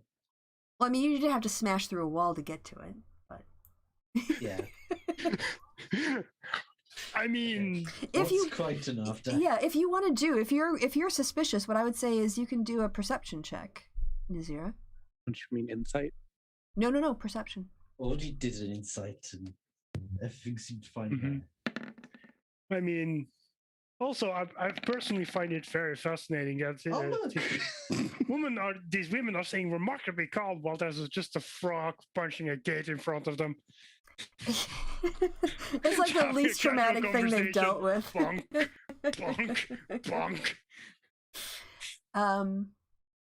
Right, so with that, you guys, when you walk in here, you can tell that these cells, or the metal on them, looks very new, very shiny. Like, this looks like very recent construction. Who's heading off on their own? That did more. Bertram did a while ago. Okay, then hold on, because I've got some text to read to you. Okay, good. All right. The smell of death is strong in here. It was probably once a large and ornate hall, long since fallen into ruin. Not only are the walls and supports crumbling, but a 10-foot rift has opened up in the floor. The wooden bridges span the rift, whose floor is littered with skeletal corpses. 19 investigation tells me how rickety the bridge is. How safe it is? Let me see if I've got stats on that. Do not. But I will say, how do they describe it? The 2 wooden bridges also look like they've been hewn from fresh wood and heavily trafficked. It looks very new. Safe then. Yes. Cool. And head over? Yep. Okay, hold on 1 second, you. Okay.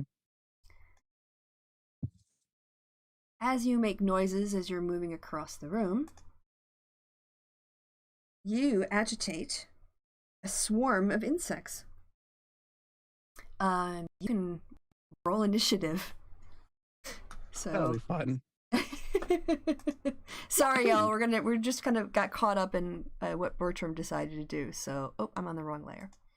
Oh, nice one. All right. Open up your sheet. Oh, I did the wrong button. Wrong tool. Bad. All right. Y'all get to watch Bertram fight. You can't see anything that. Nope. Wait, where's Bertram? I don't know what Bertram is. Bertram decided to go off on their own. This is the one. Bertram told everyone to come down through the tunnel, and literally no one said anything, and he waited on everyone, and no one came and said, well, fuck you. I mean, if Bertram dies, that's his problem. Right. He's busy punching a gate. Fucking finally. Okay, so they are going to go after you, I'm sure. The sounds of battle going to echo. Yeah, they got a 4, so I'll change it to, so yes, you've got basically 2 swarms of insects that you've set off by going across the bridge, and, never whisper rolls. No, not always whisper rolls. Yeah, never. Okay, Excellent.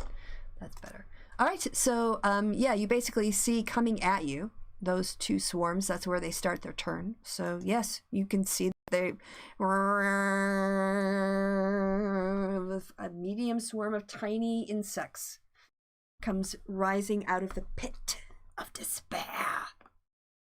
Don't even think. I don't know if you guys remember Hit Princess Bride. Anyway.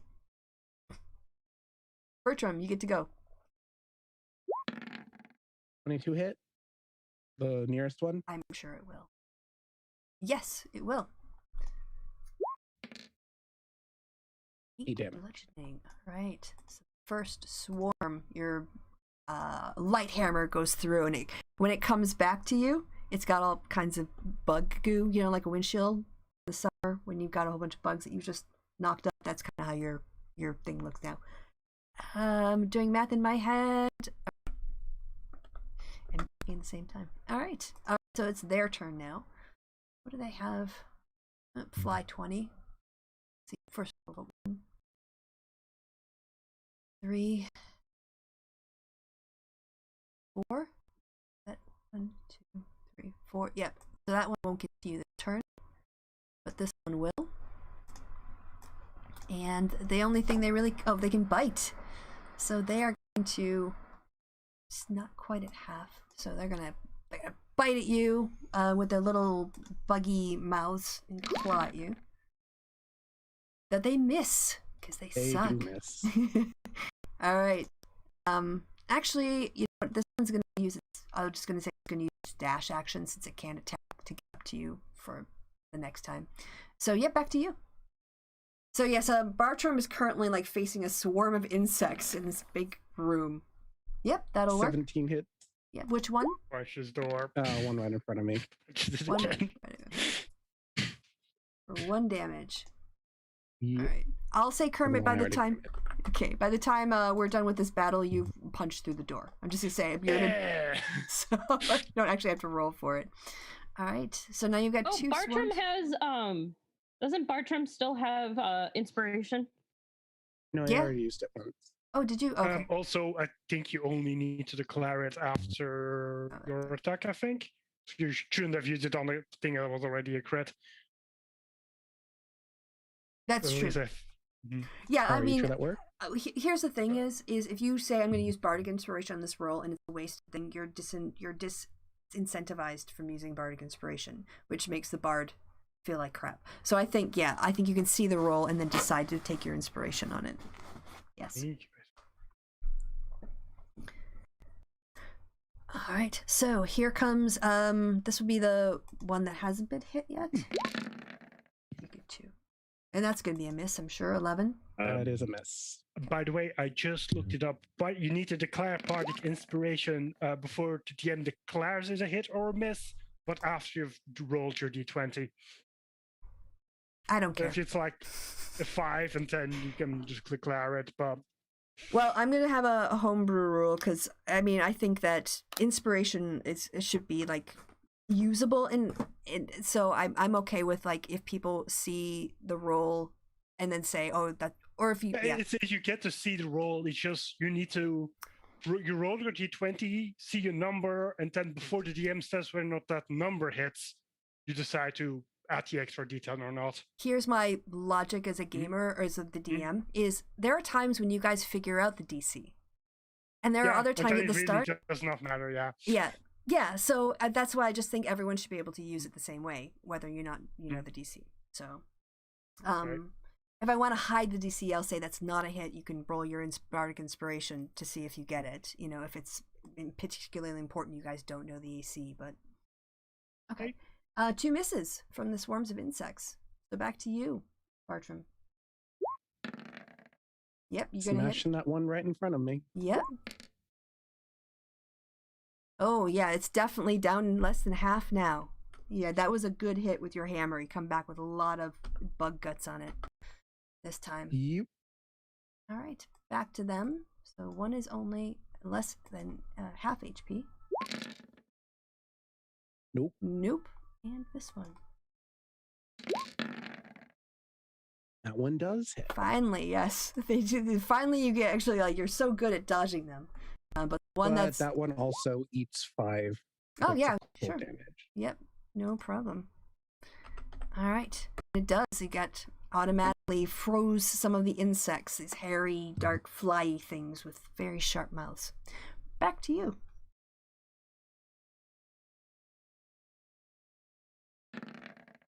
Nope. No. All right, here they go again. So first, the one that has less than half of its HP. Nope. Okay, and the full swarm. Nope. No. Back to you. You guys start to hear like Bartram screaming or yelling somewhere like far Is away. it 16? It does. He's not yelling. He's Oh, quiet. just and was it on the one that was already wounded? Yeah, we're just smashing. We're taking them one at a time. Yep, they are now gone. You got the last of them. Good. Right.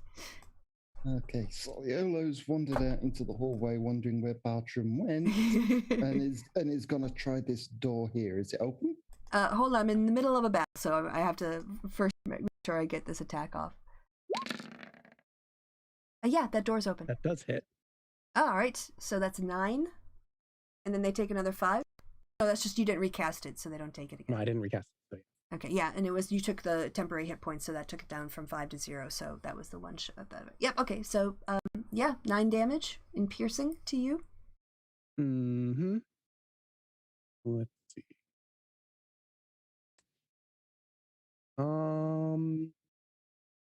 Yeah, we're gonna use.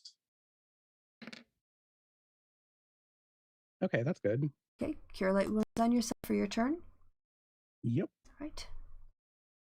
They get another. Go with the dice. That does hit. Yep. So 9. Oh, well, you netted 1.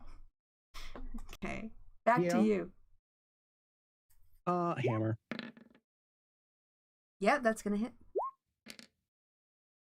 All right, they are now at half of their swarm density. You can see. So when they attack you again, they're not quite as bitey as they were before. There's more space in between them. And they miss you.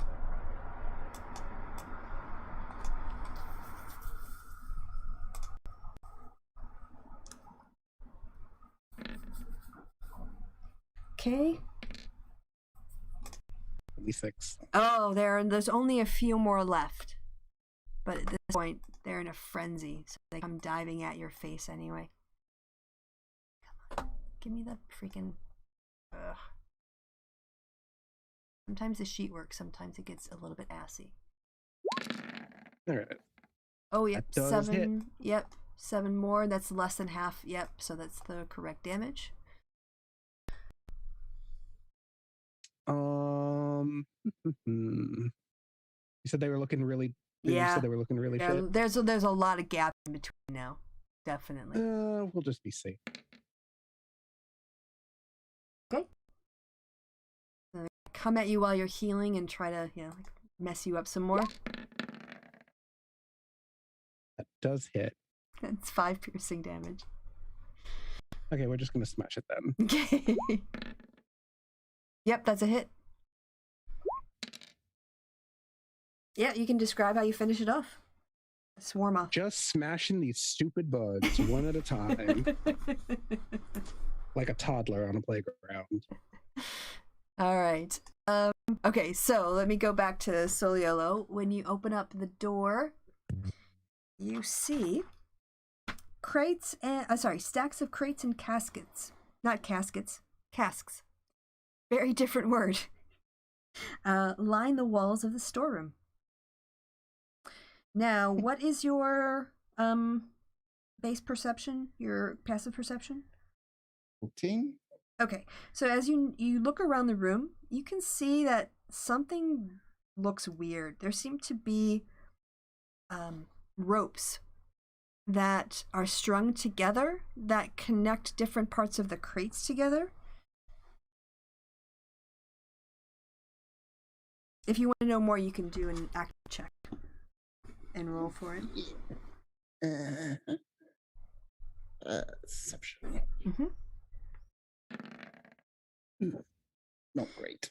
No. As you move over to look at it, you realize only a moment too late that all of these crates have been rigged with something that is now tipping and tumbling, flasks that are tipping and tumbling.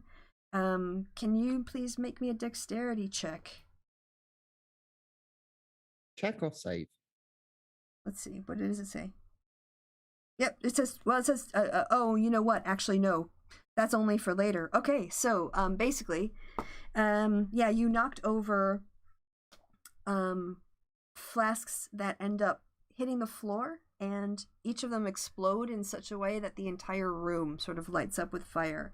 So you, it's just a little bit, you basically take 1d4 damage from the fire, and if you want to try to put it out, then you have to do a DC check. So you take 3 damage from this trap, this booby trap that you unfortunately set off as you went looking around to try to figure it out. Oopsies. Was the rest of the party here? You probably would, yes. I would imagine you heard some kind of whoosh coming, like echoing through the halls. I mean, assuming Kermit actually had time to go to bust through the gate, he's gonna go into this door. Hey! Oh, okay. Yeah, and it's on fire. The room, you open the door and the room is on fire. Just comes to like the other door, just room on fire, just looks at Sonia. I didn't do it. Somehow I doubt that. Just walks back out. Well, no reason to be in that room. I'm going to be fair to the writers of the AC Inc. campaigns. They do create scenarios for absolutely hilarious situations. Like when Clue and Hibara turned green because they got hit by the dye. Or when you guys kept getting pulled back in the water by that snake. So yep, and once again, you walk in, rooms on fire. Right. Guys, room's on fire. Soliolo did it. So you're running away. I mean, I heads out the room and back in there. Room's on fire through there. I didn't do it. I mean, Kermit doesn't need to roll insight. He knows. He knows.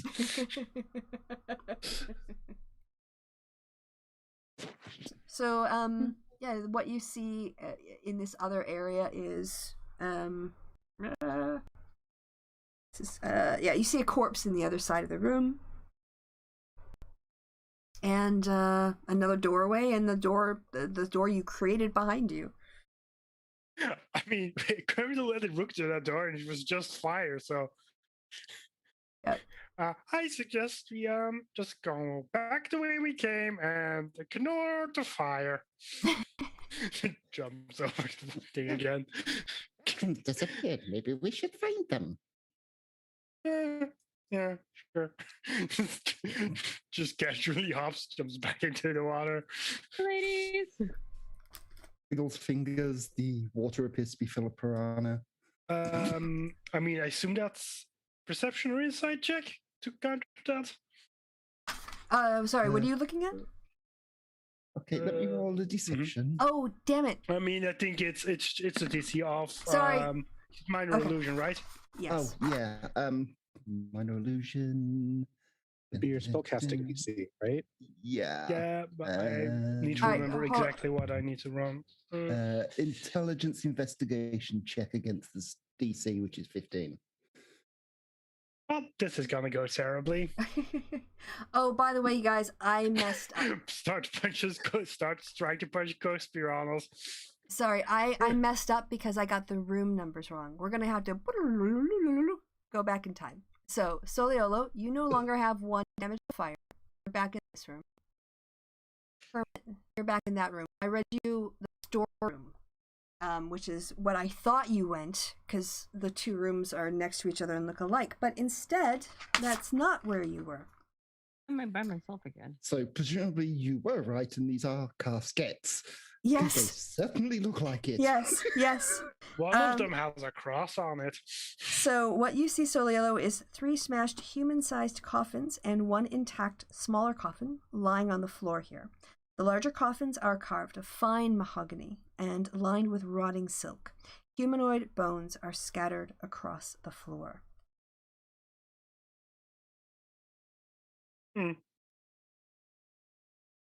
Everything looks dead in here. All right, hold on. You're in there, Kermit. Mm-hmm. Before you move any further. Nat 20 perception check. Yeah, you see a a pod thing coming at you. So hold on a second. The smallest coffin that was sat in the corner. Now, yep, comes waddling. Oh, come on, stupid. Sorry, you have to. Crichton is lost. Crichton doesn't know where the party is. You have to go looking around. You were right with him. I was with everybody, and then you moved me, and now I'm lost. Crichton is just like, all by myself. Don't wanna be all by. Hello. Hello, friend Mimic. Are you friendly? Wait, the coffin was moving or something in the coffin was No, moving? the coffin was basically, it's a mimic. Oh, okay. Yep, it's a mimic. And technically, I had advantage on that, so let's see if I can better it. I mean, I assume, considering it's a mimic coming at you, it's already hostile and Yes. does not, friends, does in fact not count. Yep, so we can roll initiative if you want to take your perception checks to say that you weren't surprised. So you Yep. can go ahead and roll that. Okie dokie. It rolled quietly, but it gave me a 3, so you get to go first. Yes, and Kermit, you were also in the room when it was activated. So, yep. So, Soliolo, you are first. And you, yeah, I was gonna say, Crichton has nothing to do with this because Crichton is not involved. I mean, I feel like he's close enough that he would hear this. Oh, yeah, yeah, probably. You could probably hear like the startled shout of Soliolo. Crichton is only in the next room over, right? Yeah, yes. And the door is open because However, Kermit went through it. Crichton is gonna No. pull a Mara and go, no one is asking for my help, so I'm staying over here. Also, nobody responded to him asking where people were, so it's like, fine. So Soliolo first. Mm-hmm. Okay, they're going to Tasha's mind whip the thing. That's a intelligence save. Mm-hmm. Nope, doesn't make it. 17 damage. Okay. And it can't take a reaction till the end of its next turn. And on its next turn, it must choose whether it moves, takes an action, or a bonus action, but it only gets one of the 3. Okay. All right. Next is Kermit. And I have to do a wild magic check. Oh, yeah. Go ahead. It's a pass. Yep. Okay, he is gonna go behind this guy to get flanking. Then unarmed attack. That'll 15. hit. Yep. 5 damage. Okay. And then he is gonna flurry of blows for another 2 attacks. Ooh, nice. Nice. And he crits, so that's a 17? total of 17 damage. Okay. Ooh, yeah, you basically took him out, took him low very quickly. Very quickly. Right. So the mimic is going to use its pseudopod, and it's going to attack you, Soliolo. Mm-hmm. But misses. 12 hit. 12 does not hit. Yep. Okay, and that's its action. So back to you. Me, okie dokie. Dun, dun, dun, dun. No.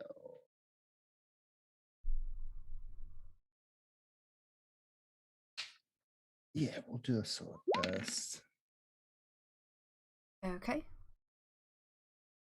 Having flashbacks to last night. I need a check. Does not make it. So for an extra 2. Okay. Oh, does it get some sort of saving throw then at the end of its turn on the effects? Con save or another intelligence save to get rid of the mind whip? I think that was only for 1 round. Okay, so it's back to its normal abilities now. Mm. Okay. Yeah. Okay. But Kermit is also, first. Also, I assume mimics are immune to poison. You can, think yeah, so. you think whatever, yeah, like, I probably should, I like, mean, scarecrows seem otherwise- pretty obvious, but like, in this one I'm not gonna say, because, I mean, if your character would know. Otherwise, does a 12 hit? Yeah, it does. So I do another 15 damage to it. Oh, yeah, you take it right down. This mimic is, I don't know if you've seen mimics before, but this mimic is looking close to death mimicky. Alright, but then it's got its turn. So is there, if you touch it, it actually, no, it's not immune to poison. So what do you need for a save? DC 12 con check to see if it's poisoned. And a good few of them as well. It Yeah. is not. 2, 3, 4. Okay, for each time? Yeah. Yeah, every time I hit him at the very least, which is God. all 5 times. If he misses one, he just misses it. So yeah, Yeah. now he's poisoned. There we go. Okay, so he's poisoned. And what does that give you? Disadvantage or? Disadvantage on ability checks and saving throw. Okay. But not attacks or anything. Actually, let me check. I think it actually. All right. It is going to again come after you with its pseudopod, Soliolo.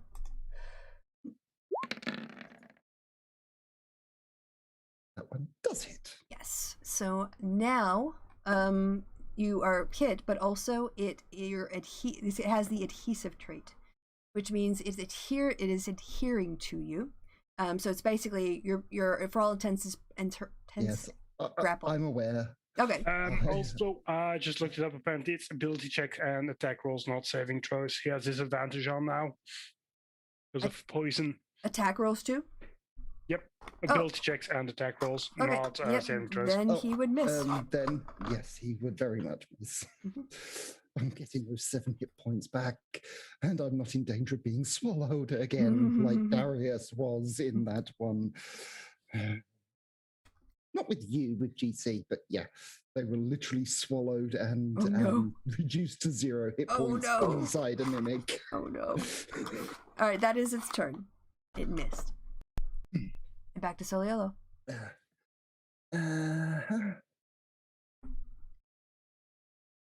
Okay. Yeah. Witch bolt.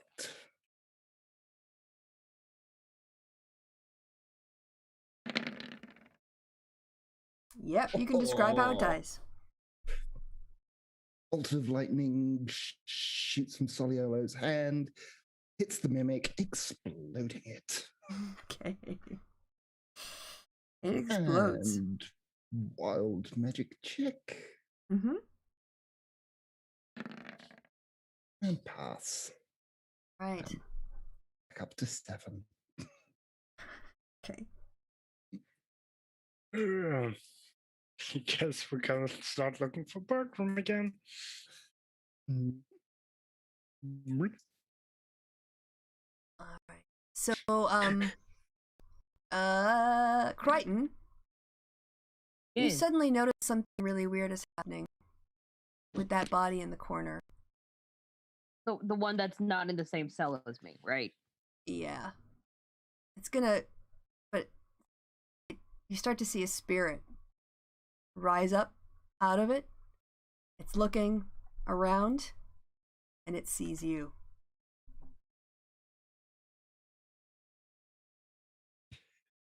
Everybody's just having 1v1s apparently. So Crichton notices that it makes eye contact, so he walks over to the other side, like right there, and goes, "Hi, how are you?" It comes floating through the bars. It stands next to you. And hisses. Oh, that's not good. Well, I don't speak hiss. I speak infernal. Do you speak infernal? It reaches out to claw at you. Oh, come on! Oh, dang it. But it only got a 7. So let me see. Oh, So it doesn't even it hit. swings and misses. Reaches out and claws at you. I'm a good guy. I haven't done anything wrong. Why are we attacking me? Okay, roll initiative. I hate you. Look, I'm not the one who decided to split up the party. I don't think anybody actually decided to do it. It just No happened. one did. No one did. We were all just. All right. So let's see. Any creature that starts its turn within 5 feet of this has to do a DC 10 con roll. So next time, remind me. I'll have you do that right after it attacks you again with its claws. Wunderbar. 10 misses. Yes. So yes, again. And now I need at the start of your turn your con saving throw. Oh no, you are now poisoned. Till the start of its next turn. Okay. So you now have disadvantage on attack rolls and ability checks. Because I just took out the card for the poisoned. Yes, poison Fine. condition. So Got my cards. nobody is around me. Nope. Isn't Crichton half elf? Yes, I'm a half elf. Do half elves have immunity to poison? I thought they did. No, they have ability. They have resistance to like being put to sleep or charmed. Sleep charm. Yeah. And ghoul Nazira- poison. Is Nazira still up there? No, Nazir's in another room. Zero's trying to find everybody. It just says poison. It doesn't say ghoul poison. But if you can find RAW that says elves are immune to ghoul poison, and oh no, it's not a ghoul. It's a ghast. Yeah, it's not a ghoul. It's Remember we had specifically ghouls for some reason. yeah. Mhm. For some, okay. Which That is was in its. the ghouls text, not the elf text, for some reason. Yeah, that Probably makes no 'cause- sense. All right, here is its con saving throw, which it does not make. So, go roll for your 2d8 thunder damage. Oh, that's shit. 8. Yeah, and it would be pushed 10 feet away from you, but you basically pushed it against a wall, so it's got nowhere to go. No, So- it went through the bar, so why can't a gas go through the freaking wall? That is Okay, a good point. that is a good point. I will say it gets knocked back 10 feet, and now it disappears. Bye. Also, wouldn't everyone be able to hear that explosion? I would Yes. imagine you all heard the thunder, yes, shaking the basement area that you're in, yes. Yes, Kermit is walking back. All right. So with its movement, it's going to come charging out of the wall again. And it I don't want to fight you. I'm a lover, not a fighter. Damn it! I closed the wrong sheet. Come on, roll 20. There we go. It this time is it's going to claw at you again. Really is a one-note pony. 11 hit. Oh, that's my AC. Okay, so you're already poisoned, right? So you don't get Yeah. double poisoned. But you get to take 8 slashing damage as its disgusting, gross claws just rake across your arms. And it's your turn.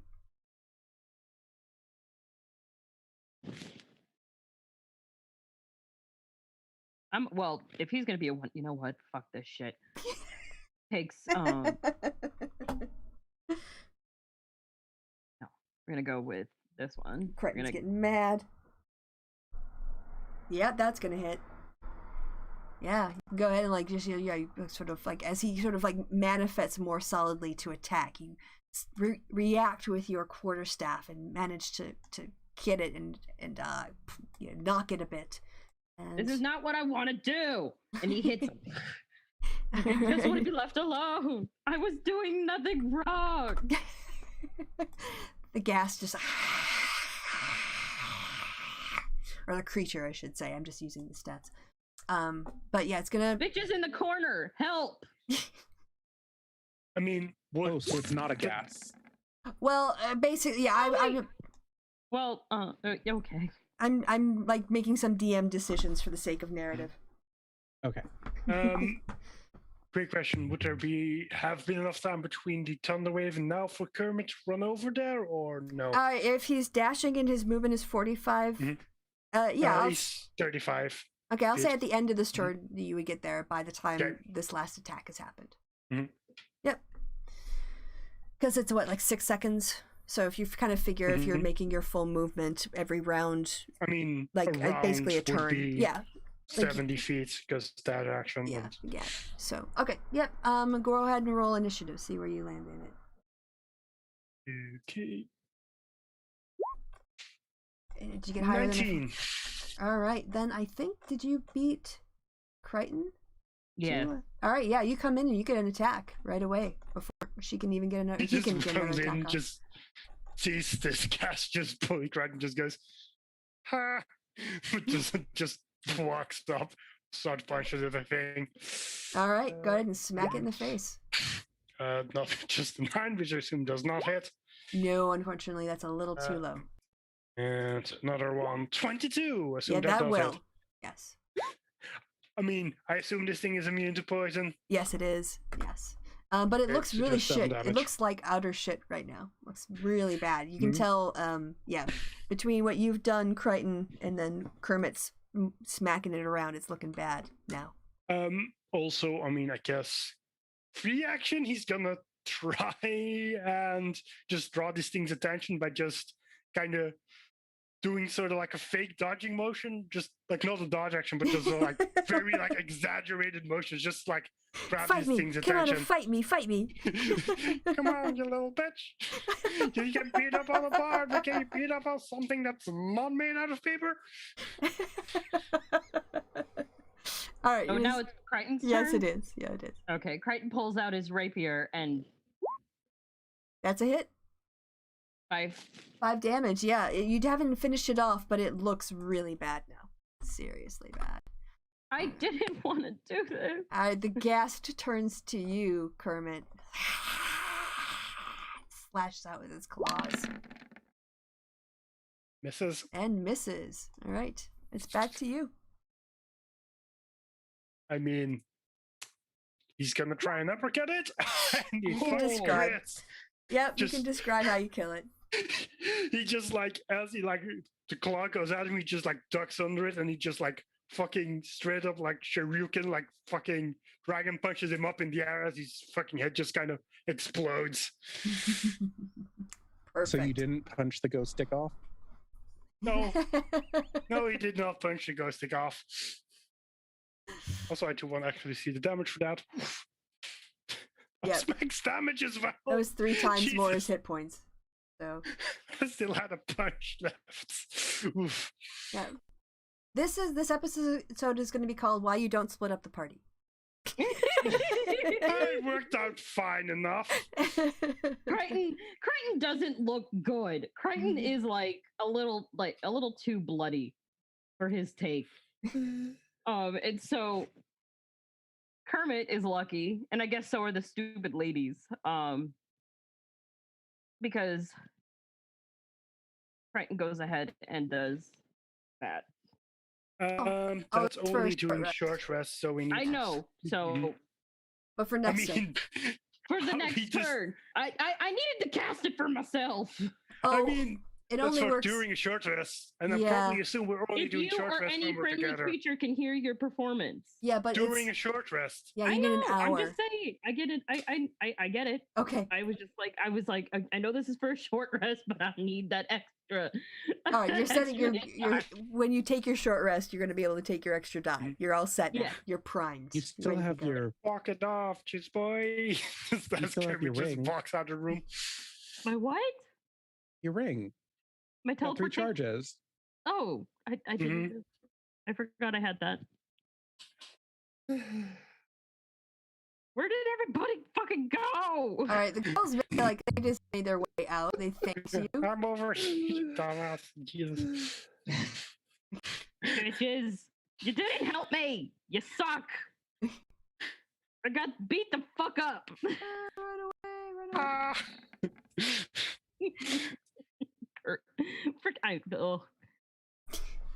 So just at a metagame level, so like Gilda went back to sleep, and so Jolly had actually like come back to the Tresendor manor, but he's just been sitting outside the cellar door, listening. And hearing just different parts, like from and thunder and fights and going on. He's just waiting. So he's actually gonna run into the sisters as they are exiting. Just FYI, remind me, because that'll be important later. Yeah, the sisters better fucking. God damn, they're useless. Nazira, Bertram, there you are. I just had to fight a jest. Well, I'm nearly dead, so fuck you. That's your fault for getting lost. You left me! I came back. Yes, you're the only one. Oh God, am I the good one now? I don't like this. No, what you're doing is you're protecting Mara's wannabe boy toy. If it's for Lady Mara, I guess it's Oh, fine. That's right. You're her little toady. I mean, froggy. I mean, to be honest, at this point, he hasn't met a new version of her yet, so who knows what'll happen, but... All right, so... Also, just so you all know, Mara, the translation for Mara does mean war. BT dubs. Okay. Does Kermit know that Mara is war? Yeah. Yeah. I mean, he had a feeling when he met her that she was in fact war. What is Solio's... Oh, sorry, finish your sentence. Mm-hmm. Yeah, because he knew war back in the old world, so kind of sense her. Yeah, Soliolo was peering down in the trench but can't see shit. Okay, yep. But you've just noticed a big trench. There's no bugs in it, though. Those are all gone. There's just bug all over the trench. floor. They're all on the floor, yes. Bug guts scattered all over this room. Mostly in the southern part of it. All right, hey, look at that. The party's all together. How nice. So we're going to stick together now? Don't leave me. Don't get lost. Just jumps over here. Yes, so both of you can, so what you both see, actually, both Kermit, you can sort of start to see the beginnings of a staircase, and I think that's also Bertram can see the starts of a staircase as well. Also, I see what appears to be the start of a corpse room. Which Kermit is very interested in. All right. I guess Kermit's going in. I don't know if anyone's going to help him out. Hold on. Alexa, bedroom lights at 100%. It's getting dark now. It's almost 10 o'clock. Oh, I'm going to miss when it's this light 10 o'clock. When it's dark by 4 p.m. All right. Okay. So, yes, this is interesting. As you walk in, you see a dozen desiccated and skeletal humanoid corpses littering the floor of this small chamber. The stone of the north wall has been the stone of the north wall has been etched with intricate runes, but the pattern abruptly ends. Or ends abruptly if you prefer your adverbs at the end of sentences. Yeah.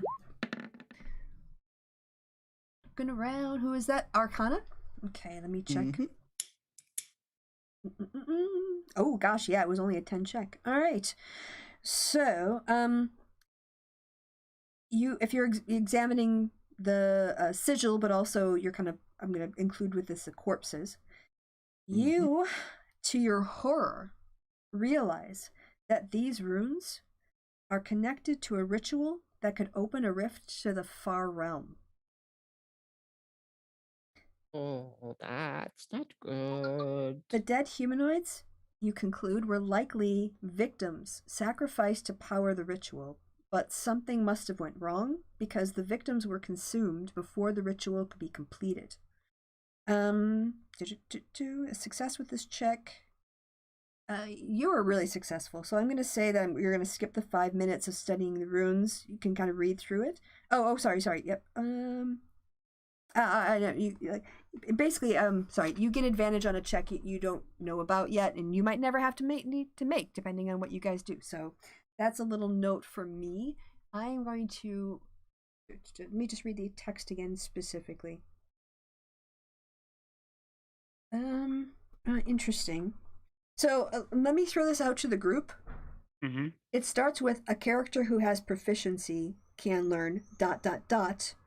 But then it says studying gives characters. It would seem like the way that I'm reading that is, well, I guess if you're going to tell everybody. Presumably that's characters that characters that have the proficiency that choose to learn it can. Yes. I'm going to actually interpret that slightly differently, and it will depend on whether or not Soliolo shares the information with you. Okie dokie. So only you know this about the Far Realm ritual being cast, because you're the only one who made the check. Tell the frog your secrets. Don't tell the frog the secrets. What? Oh, this is a spell that should not be cast. I don't know. No. Ooh, forbidden magic. How intriguing. Just kind of stares at the runes. Let me see what I can learn about it. You gonna do like a history check or something? Yeah. Not very good at history checks, but yeah. I mean, I guess with the Far Realm too, maybe it could be an Arcana check. Could it? 16. Oh, 16's not bad. The Arcana wasn't great, but yeah, Okay. I'll take the 16 history. Right. So, because this is kind of like Faerun lore, or I guess it's a whole universe here. So what you would know with a 16 is that the Far Realm is a plane of madness, situated very far from the planes of the standard cosmology. This maddening realm was feared for its power to twist unfortunate visitors into gruesome monsters, and it was from here that the aberrations came. Yeah, and so you know that it's basically a really fucking scary place, although full of unnothingness. The Far Realm was full of bizarre scenes and what passed for wilderness. Translucent layers were penetrated by rivers of milky white fluid that floated freely, sometimes along a layer's edge for a few feet, then pouring through into the next layer. Gravity and time does not exist in the Far Realm, and the only kind of movement possible is passage between the layers, which needed a thought only. It's a fucked up place. It is not like for material plane beings. Aren't aboleths from the Far Realm? Very possibly. I can actually look that up. So yes, this all floods into your mind. All of the lights start going off, Soliolo, and you kind of grasp the gravity of what was attempted under the manor of this former Solutions Incorporated This building. Is bad. Very, very bad. Wapner's on TV. What's bad? Grimmy just kind of just slowly starts walking towards the rune, just like outstretches his hand.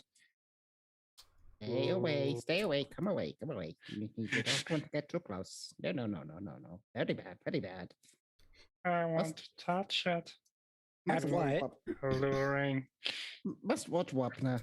Magic. Aboleths actually come from the elemental plane of water.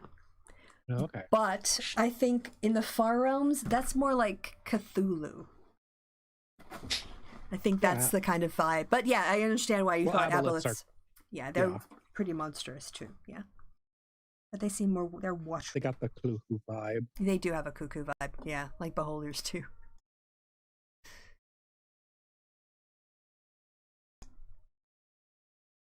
Sorry. Guess people are stopping Kermit from touching a thing. Did you want to interact with it? Soliola was. I mean, he kind of wants to touch it, but people keep stopping him, so he's not going to press it too hard. All right. So those of you with passive perceptions of over 10, you can also tell that this room is drafty, in particular in this corner and in this corner. Guess who's punching walls? Ooh. So as you push on the wall, you realize it actually swivels. Just punches the door, goes up and just kind of trips forward. Oh. You find yourself at the top of a staircase. Ooh, what did you find? Ooh. Down. I found down. I'm going down, just so you know. Going down. Starts going down. Wow. Sugar, we're going down swinging. All right. This is just going to go. This is getting silly. We really should be coordinating. All right. So as you walk in, you see a bed and a desk are the only furnishings in this surprisingly clean room. The bed is made with linen sheets and a fluffy pillow. Atop the desk are an ink pot and a quill pen that you can see from where you are right now if you want to go up closer. Shit. Just kind of throws this off the table. You knock stuff off the table? Yep. All right, so as you do that... sorry, so Leola? Huh? Were you going to say something, Alana? No, just coughed. Oh, I see. Okay. Yes, so as you do this, you can see that underneath the... even though there's no paper on the table, there is a piece of paper that has been crumpled up underneath the table, and you can see ink blots on that piece of crumpled up paper. I mean, Kermit doesn't care, but do you think he's gonna do read?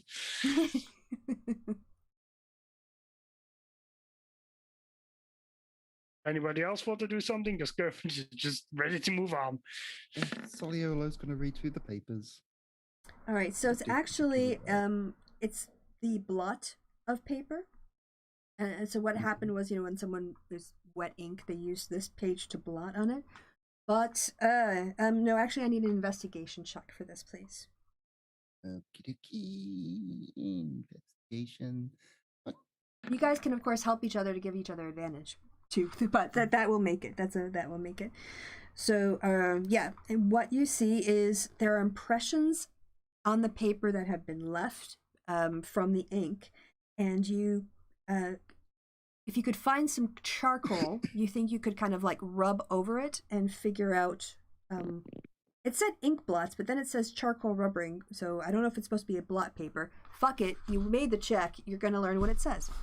I have chalk.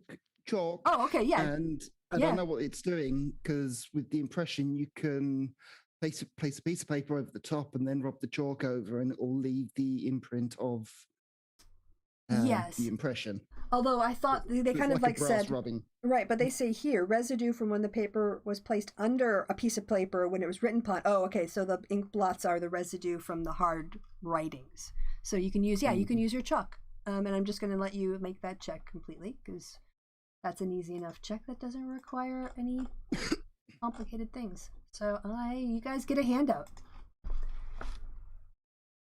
Handouts? Is this the one? Oh, I'm in Dragonlance. Or not Dragonlance. Dragon Heist. No, I'm not. Come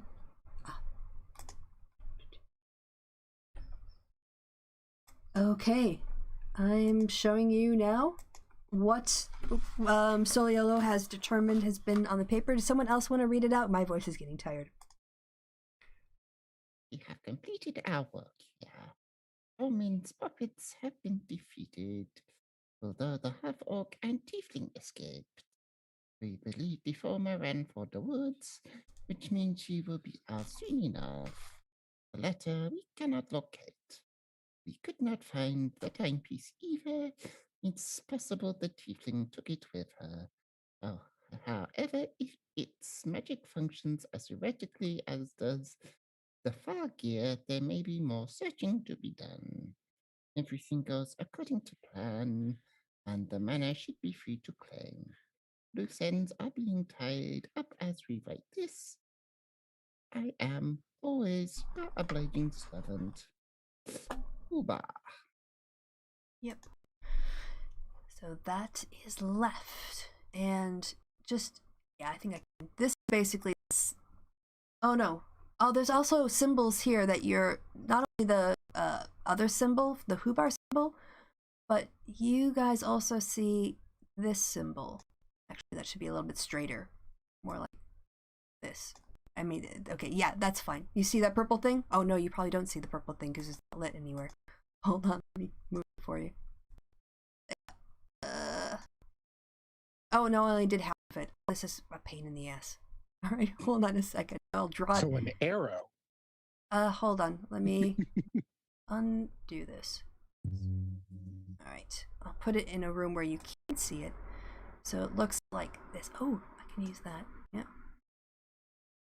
Now, if you had in like the people who were at the lighthouse would recognize this symbol that's also drawn all over the place. Actually, it should be more like an intersecting one. It's supposed to look kind of like 2Ds that are interlocked. Two triangles. Yep, that's the symbol of drawn enterprises, as well as Hoopshar's symbol of the draconic skull pierced by a sword from the bottom up, which is what you saw on the scarecrows and on the horses. Mhm. And I already think made a note of that symbol. Sorry? It's a good thing I already made a note of that symbol. yes, you recognize it. I think that this might be a good time to leave it because we're coming up on 10 to 10, and that's kind of our. You guys like basically found one of the biggest clues in the whole place, so you know, good. Yeah. Stumbled our way through it. Yeah. This room looks like a nice place to barricade and take a rest in. Sure, yeah, it's got, bed and floors, and yes, it's got the staircase. So yes, if you guys want to take a short rest here, the Song of Rest is already queued up. So only Kermit was available though. I was about to say. Yeah, well, the 0 didn't get hit at any But point. isn't- Wait, why am I getting a +3? Calm modifier.